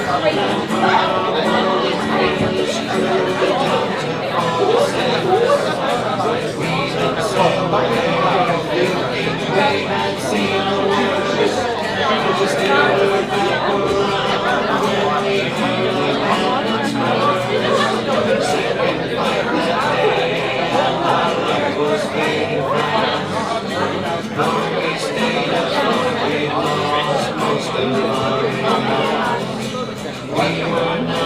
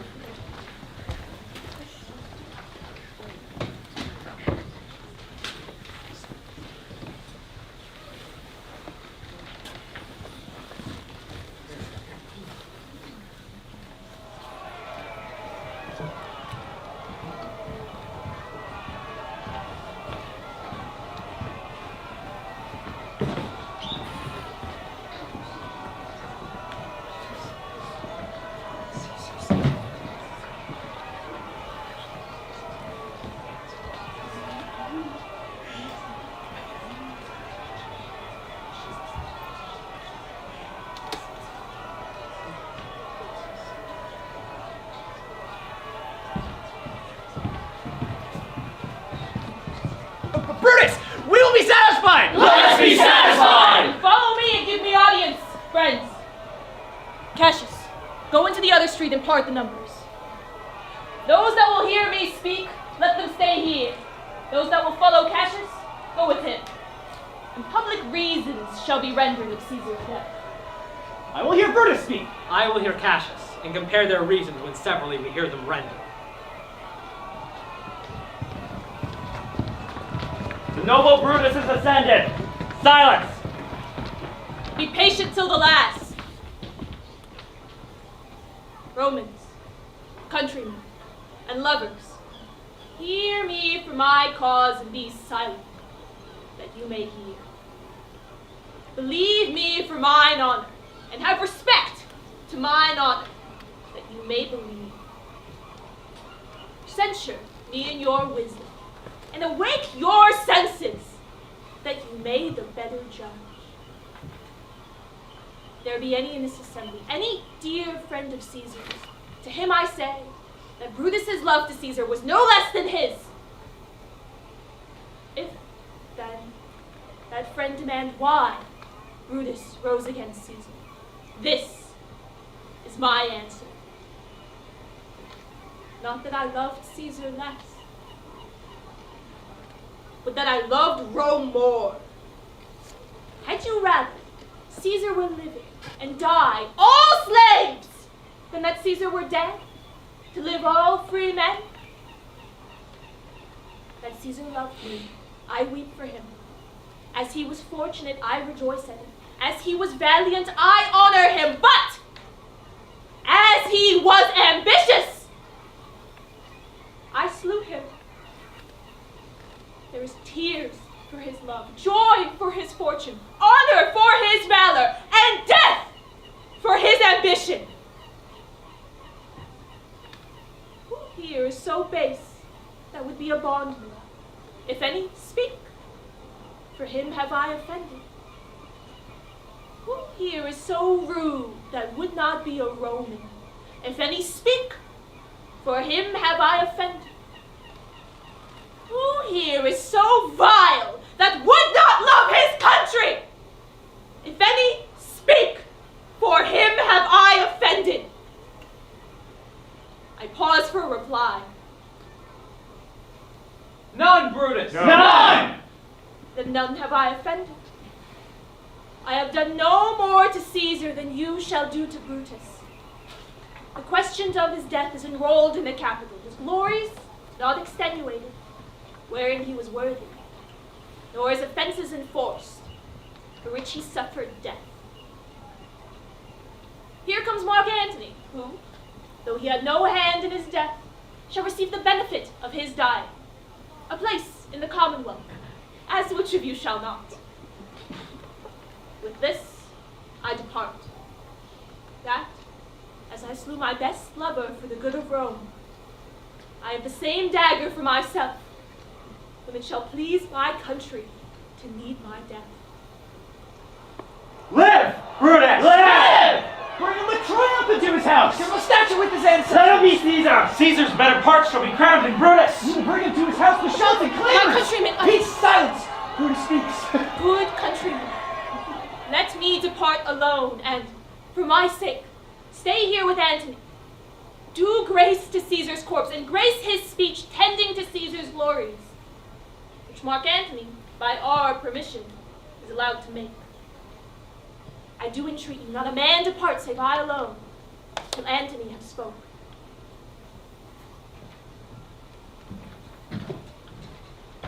Stay home! Let us hear Mark Antony! Let him go up into the public chair. We'll hear him! Noble Antony, go up. For Brutus' sake, I am beholden to you. What does he say, Brutus? He says, for Brutus' sake, he finds himself beholding to us all. For best you speak no harm of Brutus here. This Caesar was a tyrant. Nay, that's certain. We are blessed that Rome is rid of him. Peace! Let us hear what Antony can say. You gentle Romans. Peace out! Let us hear him! Friends, Romans, countrymen, lend me your ears. I come to bury Caesar, not to praise him. The evil that men do live after them. The good is oft interred in their bones. So let it be with Caesar. The noble Brutus hath told you Caesar was ambitious. If it were so, it were a grievous fault, and grievously hath Caesar answered it. Here, under leave of Brutus and the rest, for Brutus is an honorable man, so are they all honorable men, come I to speak in Caesar's funeral. He was my friend, faithful and just. Yet Brutus says he was ambitious, and Brutus is an honorable man. He hath brought many captives home to Rome, whose ransoms did the general coffers fill. Did this in Caesar seem ambitious? When the poor have cried, Caesar hath wept, ambition should be made of sterner stuff. Yet Brutus says he was ambitious, and Brutus is an honorable man. You all did see that I thrice presented him with the kingly crown, which he did thrice refuse. Was this ambition? Yet Brutus says he was ambitious, and, sure, he is an honorable man. I speak not to disprove what Brutus spoke, but here I am to speak what I do know. You all did love him once, not without cause. What cause withholds you then to mourn for him? O judgment, thou art fled to brutish beasts, and men have lost their reason. Bear with me. My heart is in the coffin there with Caesar, and I must pause till it come back to me. Methinks there is much reason in his sayings. If thou think rightly of the matter, Caesar's had great wrong. Has he, masters? I fear there will worse come in his place. Marks ye not his words? He would not take the crown, therefore 'tis certain he was not ambitious. If he found so, then some will deride it. Poor soul, his eyes are red as fire with weeping. There's not a nobler man in Rome than Antony. Now mark him, he begins again to speak. O masters, if I were disposed to stir your hearts and minds to mutiny and rage, I should do Brutus wrong, and Cassius wrong, who you all know are honorable men. I will not do them wrong. I rather choose to wrong the dead, to wrong myself and you, than I will wrong such honorable men. But look, here's a parchment with the seal of Caesar. I found it in his closet. 'Tis his will. Let but the commons hear this testament, which, pardon me, I do not mean to read.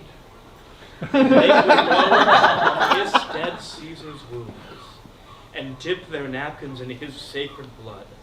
Yea, beg a hair of him for memory, and dying mention it within their wills, bequeathing it as a rich legacy unto their issue. We'll read the will. Say it, Mark Antony. The will. Let us hear it! Have patience, gentle friends. I must not read it. It is not me to know how Caesar loved you. You are not wood, you are not stones, but men. And being men, bearing the will of Caesar, it will inflame you. It will make you mad. 'Tis good you know not that you are his heirs. Oh, what would come of it? We will hear the will. You shall read it to us, Antony. The will, Caesar's will. Will you have patience? Will you stay a while? I fear I've overshot myself to tell you of it. I fear I wronged the honorable men whose daggers have stabbed Caesar. I do fear it. They were traitors. Honorable men? The will, the testament! They were villains, murderers. The will, read the will! You will compel me, then, to read the will? Aye! If you have tears, prepare to shed them now. You all do know this mantle. I do remember the first time ever Caesar put it on. In this place ran Cassius' dagger through. See what a rent the envious Casca made. Through this, the well-beloved Brutus stabbed. And as he plucked his cursed steel away, mark how the blood of Brutus followed it, as rushing out of doors, to be resolved if Brutus so unkindly knocked or no. For Brutus, as you know, was Caesar's angel. Judge, O you gods, how dearly Caesar loved him. This was the most unkindest cut of all. For when Caesar saw him stab, ingratitude, more strong than traitor's arms, quite vanquished him, and great Caesar fell. Oh, what a fall was there, my countrymen. Then I, and you, and all of us fell down, whilst bloody treason flourished over us. What, kind souls, weep you when you but behold our Caesar's vesture wounded? Here is himself, marred as you see, with traitors. Oh, piteous spectacle, noble Caesar! Oh, day! Oh, traitors, villains! Oh, bloody sight! We'll be revenged! He's home. Let us hear the blazing. We'll hear him, we'll follow him, we'll die with him! Good friends, sweet friends, let me not stir you up to such a sudden flood of mutiny. They that have done this deed are honorable. What private griefs they have, alas, I know not that made them do it. They are wise and honorable, and will no doubt with reasons answer you. I come not, sweet friends, to steal away your hearts. I am no orator, as Brutus is, but as you know me all, a plain, blunt man, that love my friend, and that they know full well that gave me public leave to speak of him. For I have neither wit, nor words, nor worth, action, nor utterance, nor the power of speech to stir men's blood. I only speak right on. I tell you that which you yourselves do know. Show you sweet Caesar's wounds, poor dumb mouths, and bid them speak for me. But were I Brutus, and Brutus Antony, there were an Antony would ruffle up your spirits and move the very stones of Rome to rise and mutiny! We'll burn the house of Brutus! Away then! Come! Seek the conspirators! Yet hear me, countrymen! Yet hear me speak! Peace ho! Let us hear Mark Antony! Most noble Antony! Why, friends, you go to do you know not what. Wherein hath Caesar thus deserved your loves? Alas, you know not. I must tell you then. You have forgot the will I told you of. The will! Let's stay and hear the will. Here is the will. And under Caesar's seal he gives to every Roman citizen, to every several man, 75 guineas. Most noble Caesar will revenge his death. Oh, royal Caesar. Hear me with patience. Peace, ho! Here was a Caesar! When comes such another? Never! Never! Go! Away! We will burn his body in the holy place, and with the British, fire the traitors' houses! Go fix fire! Pull down the benches! Look at firms, windows, anything! Now let it work. Mischief thou art afoot. Take thou what course thou wilt. How now, fellow? Sir, Octavius has already come to Rome. Where is he? He and Lepidus are at Caesar's ship. Thither will I straight to visit him. He comes upon a wish. Fortune is merry, and in this mood will give us anything. I heard him say, Brutus and Cassius are set like madmen out the docks of Rome. But like they had some notice of the people, how I had moved them. Bring me to Octavius.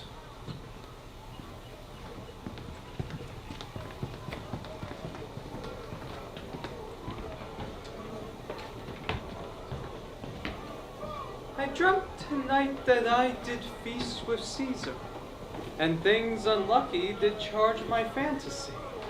I have no will to wander forth from doors, yet something draws me forth. You! What is your name? Whither are you going? Where do you dwell? Are you a married man or a bachelor? Answer every man directly. Aye, and briefly. Aye, and wisely. Aye, and truly. You are best. What is my name? Whither am I going? Where do I dwell? Am I married or a bachelor? Then to answer every man, directly and briefly, wisely and truly, wisely, I am a bachelor. That's as much to say, they are fools that marry. You'll bear me a bang for that, I fear. Proceed directly. Directly, I proceed to Caesar's funeral. As a friend or enemy? As a friend! That matter is answered directly. For your dwelling, briefly. Briefly, I dwell by the capital. Your name, sir, Truly, I am Cinna. Tear him to pieces! He's a conspirator! I am Cinna the poet! I am Cinna the poet! Tear him for his bad verses! I am not Cinna, I'm the conspirator! It's no matter! His name, Cinna! Pluck at his name out of his heart and tear him going!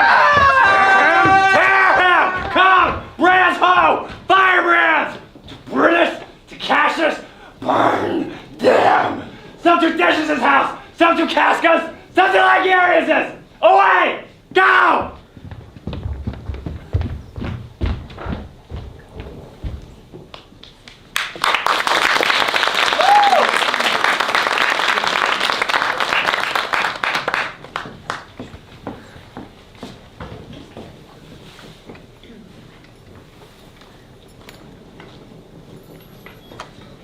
These many then shall die.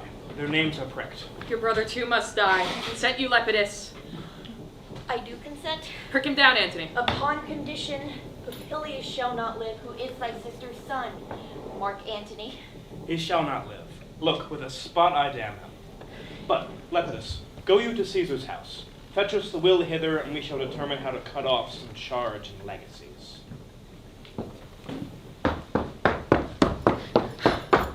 This is a slight unmeritable man, meet to be sent on errands.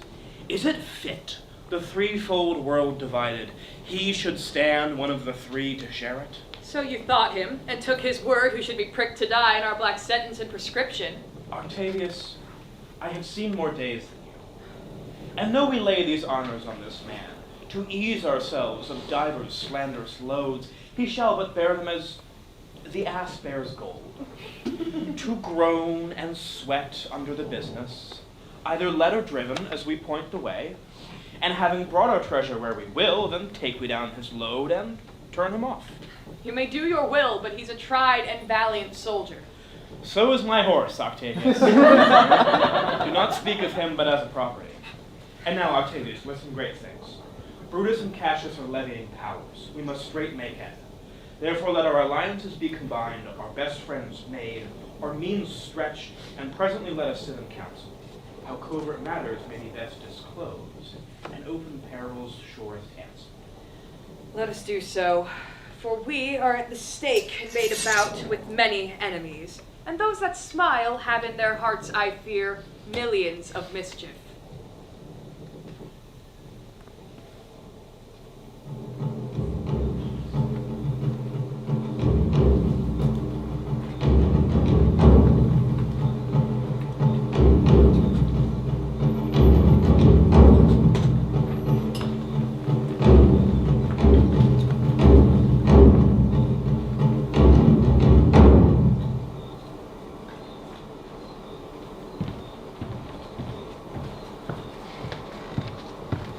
Most noble brother, you have done me wrong. Judge me, ye gods. How should I wrong a brother? Brutus, this sober form of yours hides wrongs. And when you do them, Cassius, be content. Speak your grief softly. I do know you well. Leave us. Pandarus, bid our commanders leave their charges off a little from this ground. That you have wronged me doth appear in this. You have condemned and noted Gaius Pella for taking bribes here of the Sardians, wherein my letters, praying on his side because I knew the man, were slided off. You wronged yourself to write in such a case. In such a time as this, it is not meet that every nice offense should bear his comment. Let me tell you, Cassius, you yourself are much condemned to have an itching palm, to sell and mart your offices for gold to undeservers. I, an itching paw. You know that you are Brutus that speak this. Or, by the gods, this speech were else your last. The name of Cassius honors this corruption, and chastisement doth therefore hide his head. Chastisement! Remember March, the Ides of March, remember? Did not great Julius bleed for justice's sake? What villain touched his body that did stab and not for justice? What shall one of us that struck the foremost man of all this world but for supporting robbers? Shall we now contaminate our fingers with base bribes and sell the mighty space of our large honors for so much trash as can be grasped thus? I'd rather be a dog than bathe the moon in such a role. Brutus, bay not me. I'll not endure it. You forget yourself to hedge me in. I am a soldier. I, older in practice, abler than yourself to make conditions. Go to, you are not, Cassius. I am. I say you are not. Urge me no more. I shall forget myself. Have mind upon your health. Tempt me no further. Away, slight man. If possible. Hear me, for I shall speak. Must I give way and room to your rash choler? Shall I be frighted of a madman's stare? Oh, ye gods, ye gods! Must I endure all this? All this, I more. Fret till your proud heart breaks. Must I budge? Must I observe you? Must I stand and crouch under your testy humor? By the gods, you shall digest the venom of your spleen, though it do split. From this day forth, I shall use you for my mirth, I for my laughter, when you are waspish. Does it come to this? You say you are the better soldier, let it appear so, make your vaunting true. And shall please me well for mine own part, I shall be glad to know of noble men. You wrong me every way. You wrong me, Brutus. I said an elder soldier, not a better. Did I say better? If you did, I care not. When Caesar lived, he durst not thus have moved me. Peace, peace! You durst not so have tempted him! I durst not! No! Do not presume too much upon my love. I may do that I shall be sorry for. You have done that you should be sorry for. There's no terror, Cassius, in your threats. For I'm armed so strong in honesty that they pass by me as the idle wind which I respect not. I did send to you for certain sums of gold, which you deny me. For I can raise no money by vile means. I did send to you for certain sums to pay my allegiance, which you denied me! Was that done like Cassius?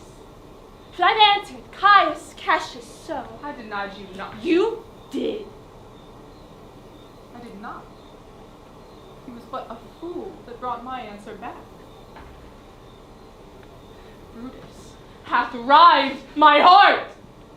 A friend should bear his friend's infirmities, but Brutus makes mine greater than they are. I do not. Do you practice them on me? You love me not. I do not like your faults. A friendly eye could never see such faults. Flatterers would not, though they do appear as huge as high Olympus. Come, Antony! And young Octavius, come! Revenge yourselves alone on Cassius! For Cassius is aweary of the world, hated by one he loves. All his faults observed, set in a notebook, learned and conned by rote to cast into my teeth. I could weep my spirit from mine eyes. There is my dagger, and here my naked breast, within a heart, dearer than Plutus is mine, richer than gold. If that thou beest a Roman, take it forth. I, that denied thee gold, will give my heart. Strike, as thou didst at Caesar. For I know, when thou didst hate him worst, thou lovest him better than ever thou lovest Cassius. Sheath your dagger. Be angry when you will, it shall have scope. Do what you will, dishonor shall be humor. Hath Cassius lived to be but mirth and laughter to his Brutus? When grief and blood ill-tempered vexeth him? When I spoke that, I was ill-tempered too. You confess so much. Give me your hand. And my heart too. Brutus, what is the matter? Have not you love enough to bear with me, when that rash humor which my mother gave me makes me forgetful? Yes, Cassius. And from this day forward, you are over earnest with your Brutus. I shall think your mother chides and leave you so.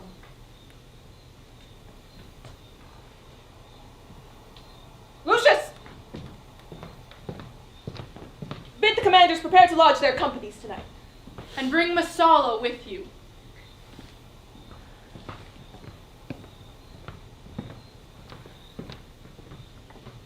I did not think you could have been so angry. Cassius, I'm sick of many griefs. Of your philosophy you make no use, if you give place to accidental evils. No man bears sorrow better. Portia is dead. Portia! She is dead. How escaped I killing when I crossed you so? Insupportable and touching loss, upon what sickness? Impatient of my absence, and grief that young Octavius and Mark Antony have made themselves so strong. With her death, that tidings came. With this, she fell distract, and her attendants absent, swallowed fire. And died so. Even so. Oh, ye immortal gods! Speak no more of her. Give me a bowl of wine. In this I bury all unkindness, Cassius. My heart is thirsty for that noble pledge. Fill, Lucius, to the wine or swell the cup. I cannot drink too much of Brutus's love.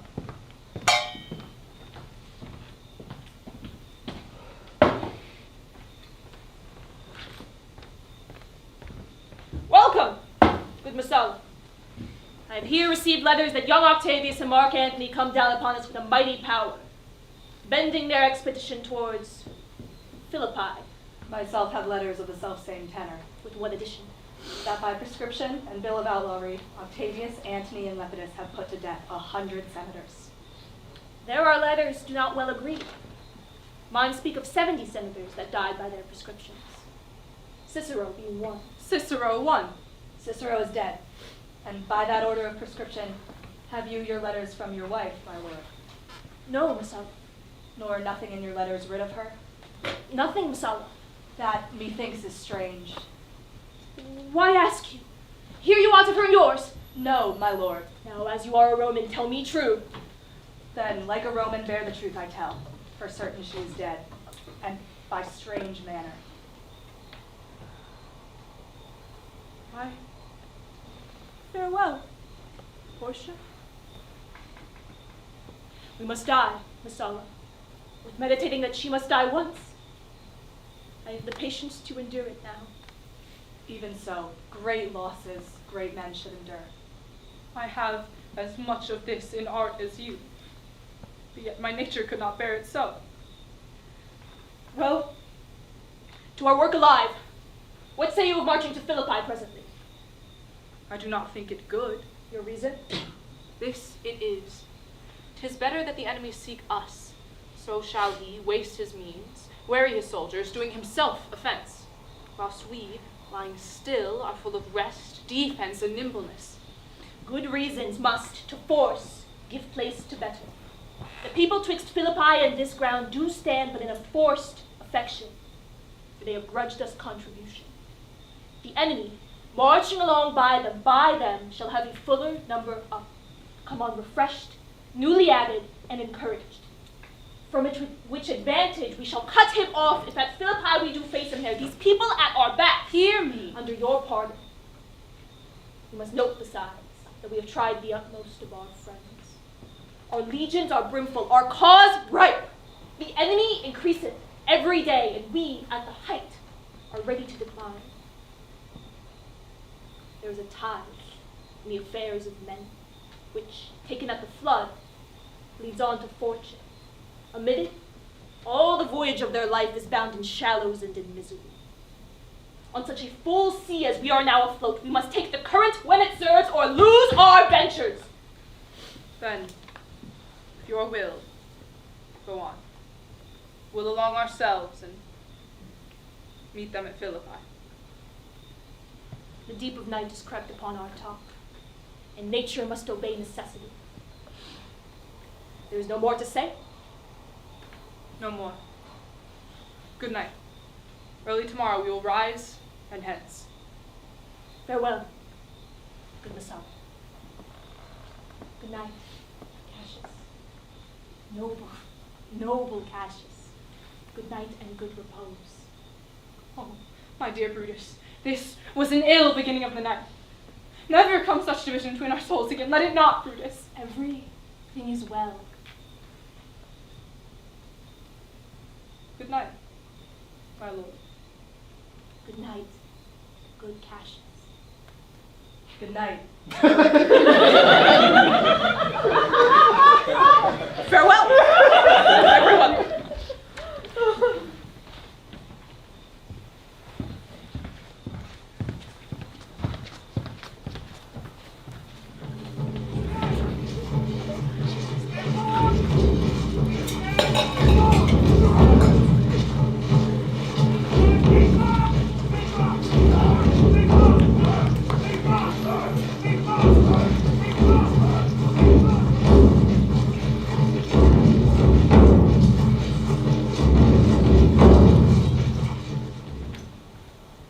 Now, Antony, our hopes are answered. You said the enemy would not come, and it proves not so. Their battles are at hand. They came to warn us at Philippi here, answering before we do demand of them. Tut, I'm in their bosoms, and I know wherefore they do it. They could be content to visit any place and come down here with fearful bravery, thinking by this face to fasten in our thoughts that they have courage. But 'tis not so.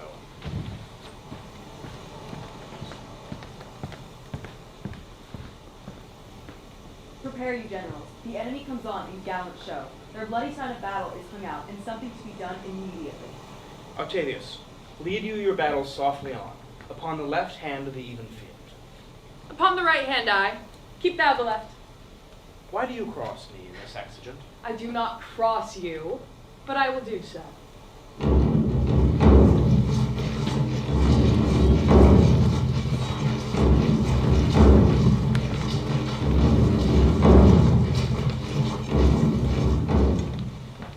They stand and would have parley. Stand fast, Cato. We must out and talk. Antony, shall I give sign of battle? No, Caesar, we will answer on their charge. Make forth. The generals will have some words. Stir not until the signal.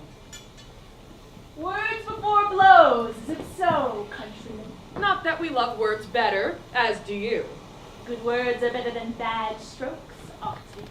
In your bad strokes, Brutus, you gave good words. Witness the hole you made in Caesar's heart, crying, "Long live, hail Caesar." Antony, the posture of your blows are yet unknown.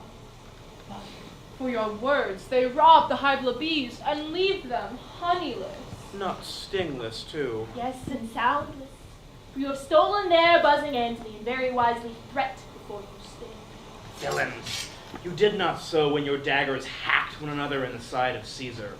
You showed your teeth like apes, and fawned like hounds, and bowed like bondsmen, kissing Caesar's feet, whilst damned Casca, like a cur from behind, struck Caesar on the neck. Oh, you flatterers. Flatterers! Now, Brutus, Thank yourself, this tongue had not offended so today, if Cassius might have ruled. Come the cause. If arguing makes us sweat, the proof of it will be in redder drops. Look, I draw my sword against conspirators. When think you that it goes up again? Never, till that Caesar's 23 stab wounds are well avenged, or till another Caesar has added slaughter to the sword of traitors. Caesar, thou canst not die by traitors' hands unless thou bringest them with thee. I should hope so. I was not born to die on Brutus's sword. If thou wert the noblest of thy strain, young man, thou couldst not die more honorable. A peevish schoolboy, worthless of such honor, joined with a masker and a reveler. Old Cassius still. Come, Antony, away.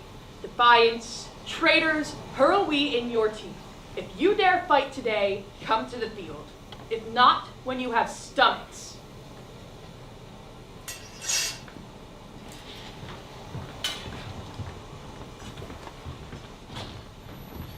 Why now?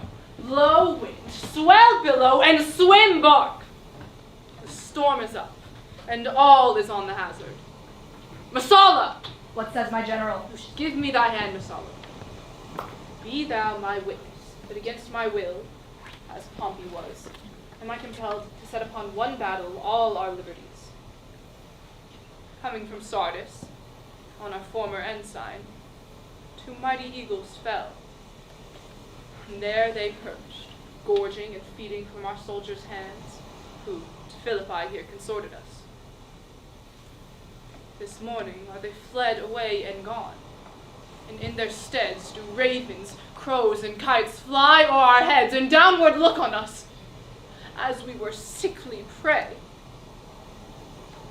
Their shadows seem a canopy most fatal, under which our army lies, ready to give up the ghost. Believe not so. I but believe it partly, for I am fresh of spirit, and resolved to meet all perils very constantly. Now, most noble Brutus, the gods today stand friendly, that we may, lovers in peace, lead on our days to age. But, since the affairs of men rest still uncertain, let's reason with the worst that may befall. If we do lose this battle, and is this the very last time that we shall speak together? What are you then determined to do? I do find it cowardly and vile, for fear of what might fall. So to prevent this time of life, arming myself with the patience to stay the providence of some high power that governs us below. Then, if we lose this battle, you are contented to be led in triumph through the streets of Rome. No, Cassius, no. Think not, thou noble Roman, that ever Brutus will go bound to Rome. He bears too great a mind. But this same day must end that work, the Ides of March begun. And whether we shall meet again, I know not. Therefore, our everlasting farewell take forever and forever, Cassius. Farewell.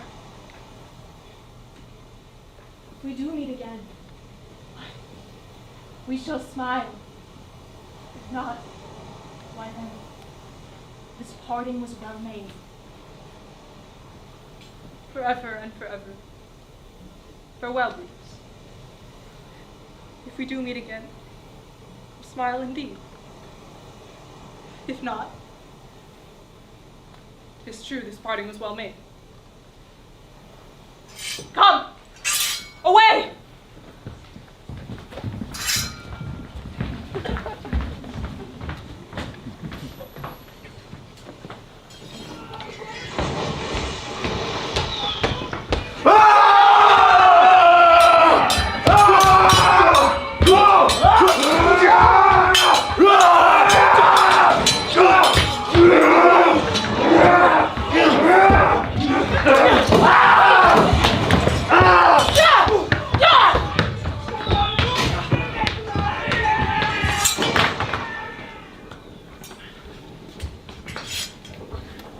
Look, it'll look! The villains fly! Oh, Cassius, Brutus gave the word too early, who, having some advantage on Octavius, took it too eagerly. His soldiers fell to spoil, whilst we by Antony are all enclosed. Fly further off, my lord, fly further off. Mark Antony is in your tents, my lord. Fly, therefore, noble Cassius, fly far off. The ship is far enough. Look, look, Cato. Are those my tents where I perceive the fire? They are, my lord. Cato, if thou lovest me, hie aboard that ship with haste and care, and here again, that I may rest assured whether yon troops are friend or enemy. I will be here again, even with the foes. Go, Pindars. Get higher on the rigging. My sight was ever thick. Regard Cato, and tell me what thou noticed about the field.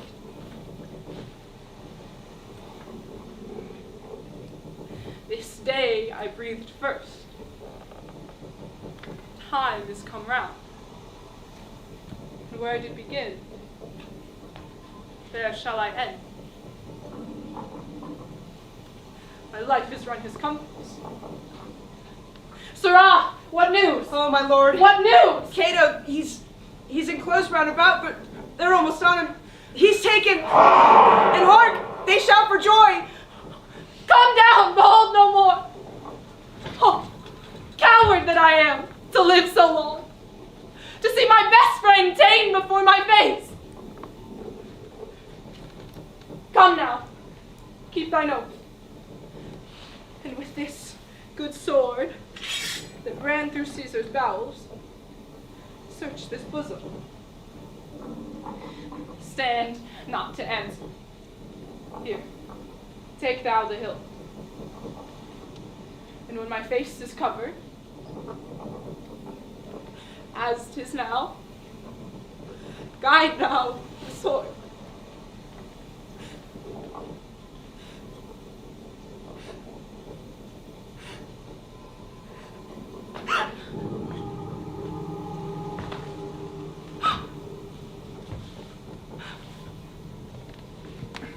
Caesar! Thou art revenged! Even with the sword that killed thee.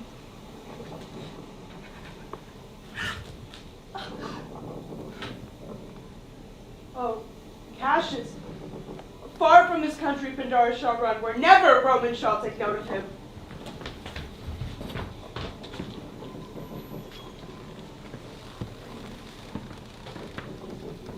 It is but change, Cato, for Octavius is overthrown by noble Brutus's power as Cassius's legions are by Antony. These tidings will well comfort Cassius. Where did you leave him? Oh, this consulate, with Pindarus, his bondman. Is that not he that lies upon the deck? He lies not like a living. Oh, my heart! Is that not he? No, this was he, Messala, with Cassius no more. O setting sun, as in thy red rays thou dost sink tonight, so in his red blood Cassius's day is set. The sun of Rome is set. Our day is gone. Clouds, dews, and dangers come. Our deeds are done. Mistrust of my success hath done this deed. Mistrust of good success hath done this deed. O hateful error, O melancholy's child, why dost thou show to the apt thoughts of men these things that are not? O error soon conceived, thou never comest unto a happy birth, but kill'st the mother that engendered thee. What? Pindarus? Where art thou, Pindarus? Seek him, Cato, whilst I go to find the noble Brutus. Thrusting this report into his ears for piercing steel and darts of venom shall be as welcome to the ears of Brutus as tidings of this sight. Hie you, Messala, and I will seek for Pindarus the while. Why didst thou send me to Cassius? Did I not meet thy friends? And did not they place upon my brows this wreath of victory and bid me give me? Didst thou not hear those shouts? Alas, hast misconstrued everything. Behold, take this garland on thy brow, thy Brutus bid me give, and I will do his bidding. Brutus, come apace, and see how I regard Caius Cassius. Where Messala doth his body lie? Lo, yonder, and Cato mourning it.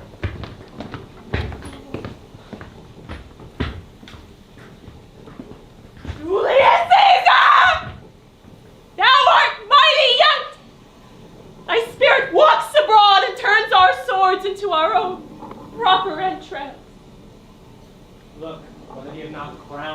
dead Cassius. Last of all Romans, fare you well. It is impossible that Rome should breed thy fellow. Friends, I owe more tears to this dead man that you shall see me peg. I shall find time, precious. I shall find time. Yet, countrymen, oh, yet, hold up your heads!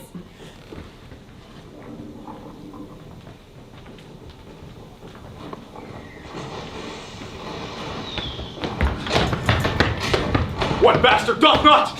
Who will go with me? I will proclaim my name about the field. I am the son of Marcus Cato Ho, a foe to tyrants and my country's friend. I am the son of Marcus Cato Ho. Right. And Brutus! Marcus Brutus! I, Brutus, my country's friend, know me for Brutus!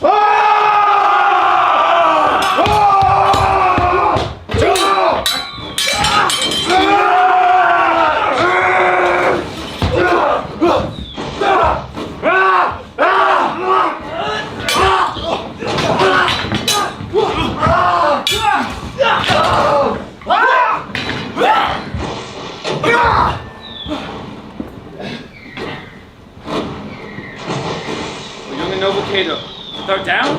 Yield, but thou diest! Only I will yield to die. There is so much that thou wilt kill me straight, kill Brutus, and be honored in his death. We must not. A noble prisoner. Rumho, tell Antony. Brutus is ta'en. Tell him. Here comes the general.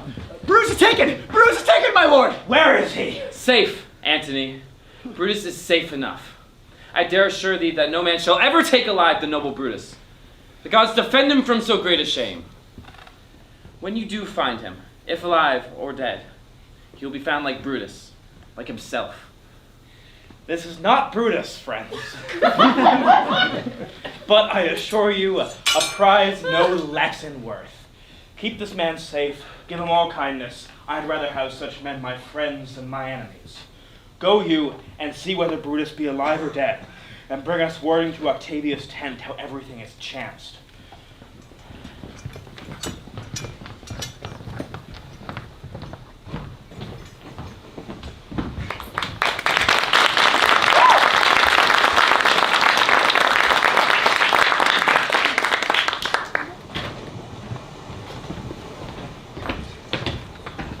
Come, poor remains of friends. Rest on this rock. Lucius showed the torchlight, but my lord, he came not back. He is or ta'en or slain. Sit thee down, Decius. Slaying is the word, it is a deed in fashion. Come hither, good Casca. List a word. What says, my lord? Why, this. I know my hour is come. Not so, my lord. Nay, I'm sure it is. Thou seest the world, Casca, how it goes. Our enemies have beat us to the pits. It is more worthy to leap in ourselves than tarry till they push us. Good Casca. Thou knowest that we two went to school together. Even for that, our love of gold, I pray thee. Hold thou my sword hilt, while I do run upon it. It's not an office for a friend, my lord. Fly! Fly, my lord! There is no tarrying here! My heart doth joy that yet in all my life I found no man but he was true to me. I shall have glory by this losing day. More than Octavius and Mark Antony by this vile conquest shall attain unto. So fare you well at once! For Brutus' tongue hath almost ended his life's history. Night has fallen upon mine eyes, my bones would rest, that have but labored to attain this hour. Fly! My lord! Fly! Hence! I will follow. I prithee, straight out. Stay out by thy lord. Thou art a fellow of good respect. If thy life hath had some snatch of honor in it, hold then my sword, and turn away thy face, while I do run upon it. Wilt thou, straight up? Give me your hand first. Fare you well, my lord. Farewell, straight up.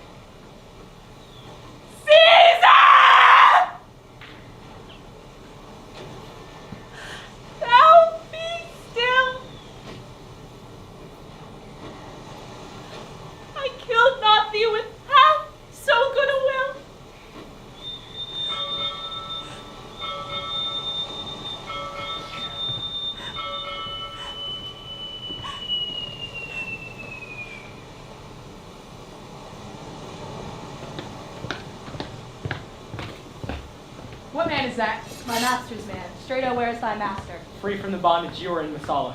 The conquerors can but make a fire of him, for Brutus only overcame himself, and no man else hath honor in his death.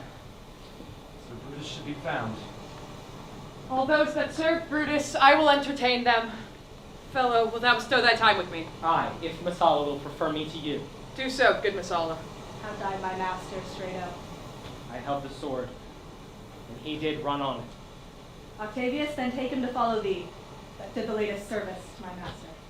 This was the noblest Roman of them all. All the conspirators, save only he, did that they did in envy of great Caesar. He only, in a general honest thought and common good to all, made one of them.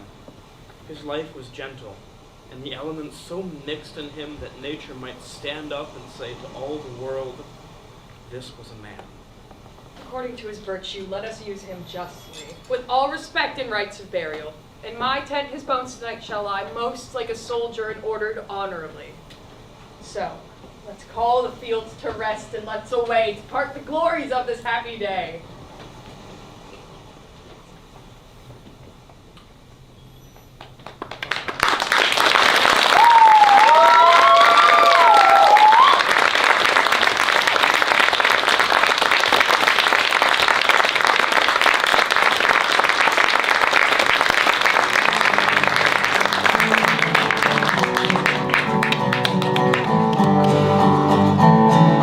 This will be your homely boy, so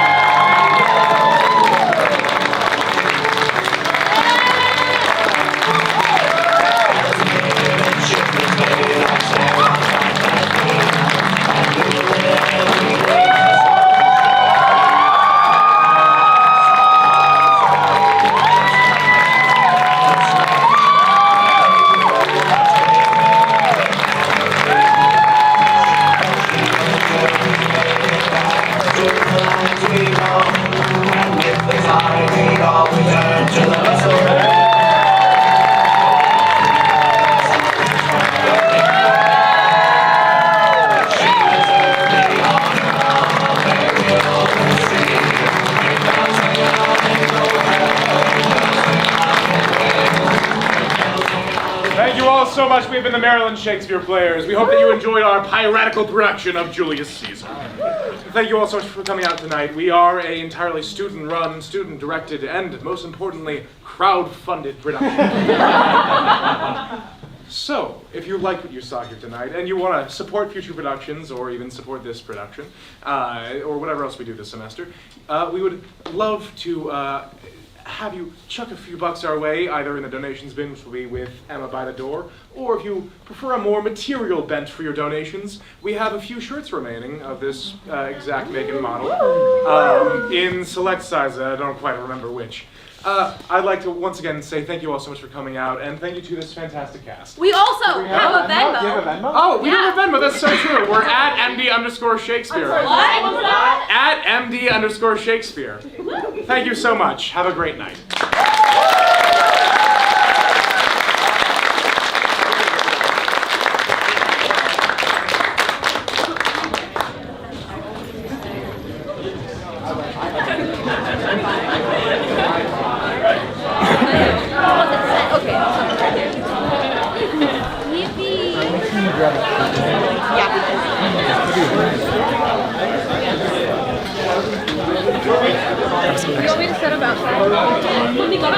Bucket by the door now, actually, Emma. Okay, then I'll do that first.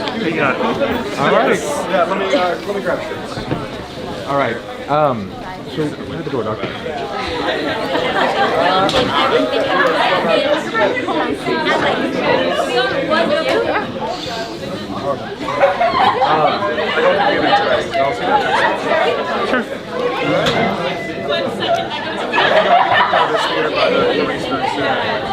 Sure.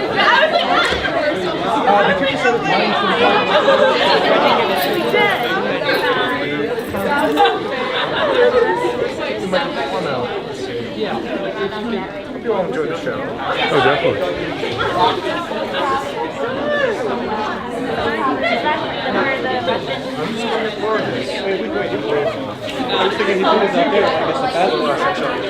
Okay, that's right. No mediums? I might have one or two mediums here. For it.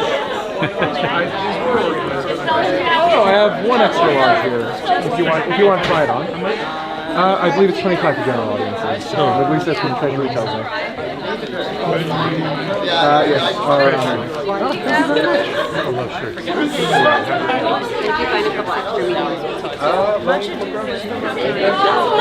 I will have a large if I can Venmo you. Sure thing. Thank you guys so much for your support. Great shirt. Oh, here's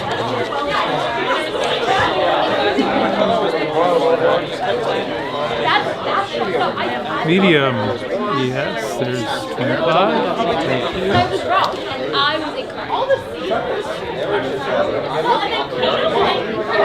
You have another medium? But hey, you just can't. And they can Kato see their fight. Like one. And then Kato comes back. And then Kato comes back. Oh yeah. No, literally, he's like. I'll take a look. And consider the rest a donation. Very generous to show. Thank you so much. Thank you. Okay, actually, it was like they are really fun.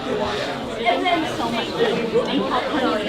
Oh, Miss Guff? Oh, God, thank you. May I say I don't know that hand she's such a pleasure to work with. Oh my goodness. It is amazing to see a freshman actor come in and perform away. She gave me, the last problem that I'll give and I'll let you go. She gave me exactly the kind of problem that a director wants to have, which is having somebody that you want to put everywhere on the show. Have a good night. I'm so glad. Have a good night. See you, Garden. Drake, where's the door?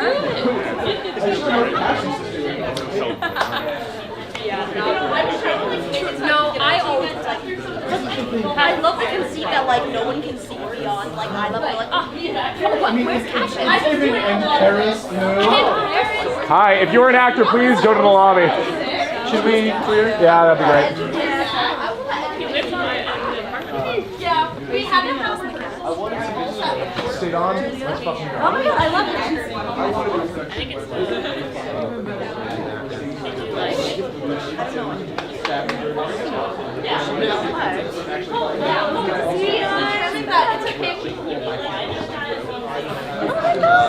That was it's truly just, it's me, it's Brutus. That's my name. If you're looking for Brutus, I'm your guy. That truly seems like But like, help out. Like Caesar did. I'm not loading.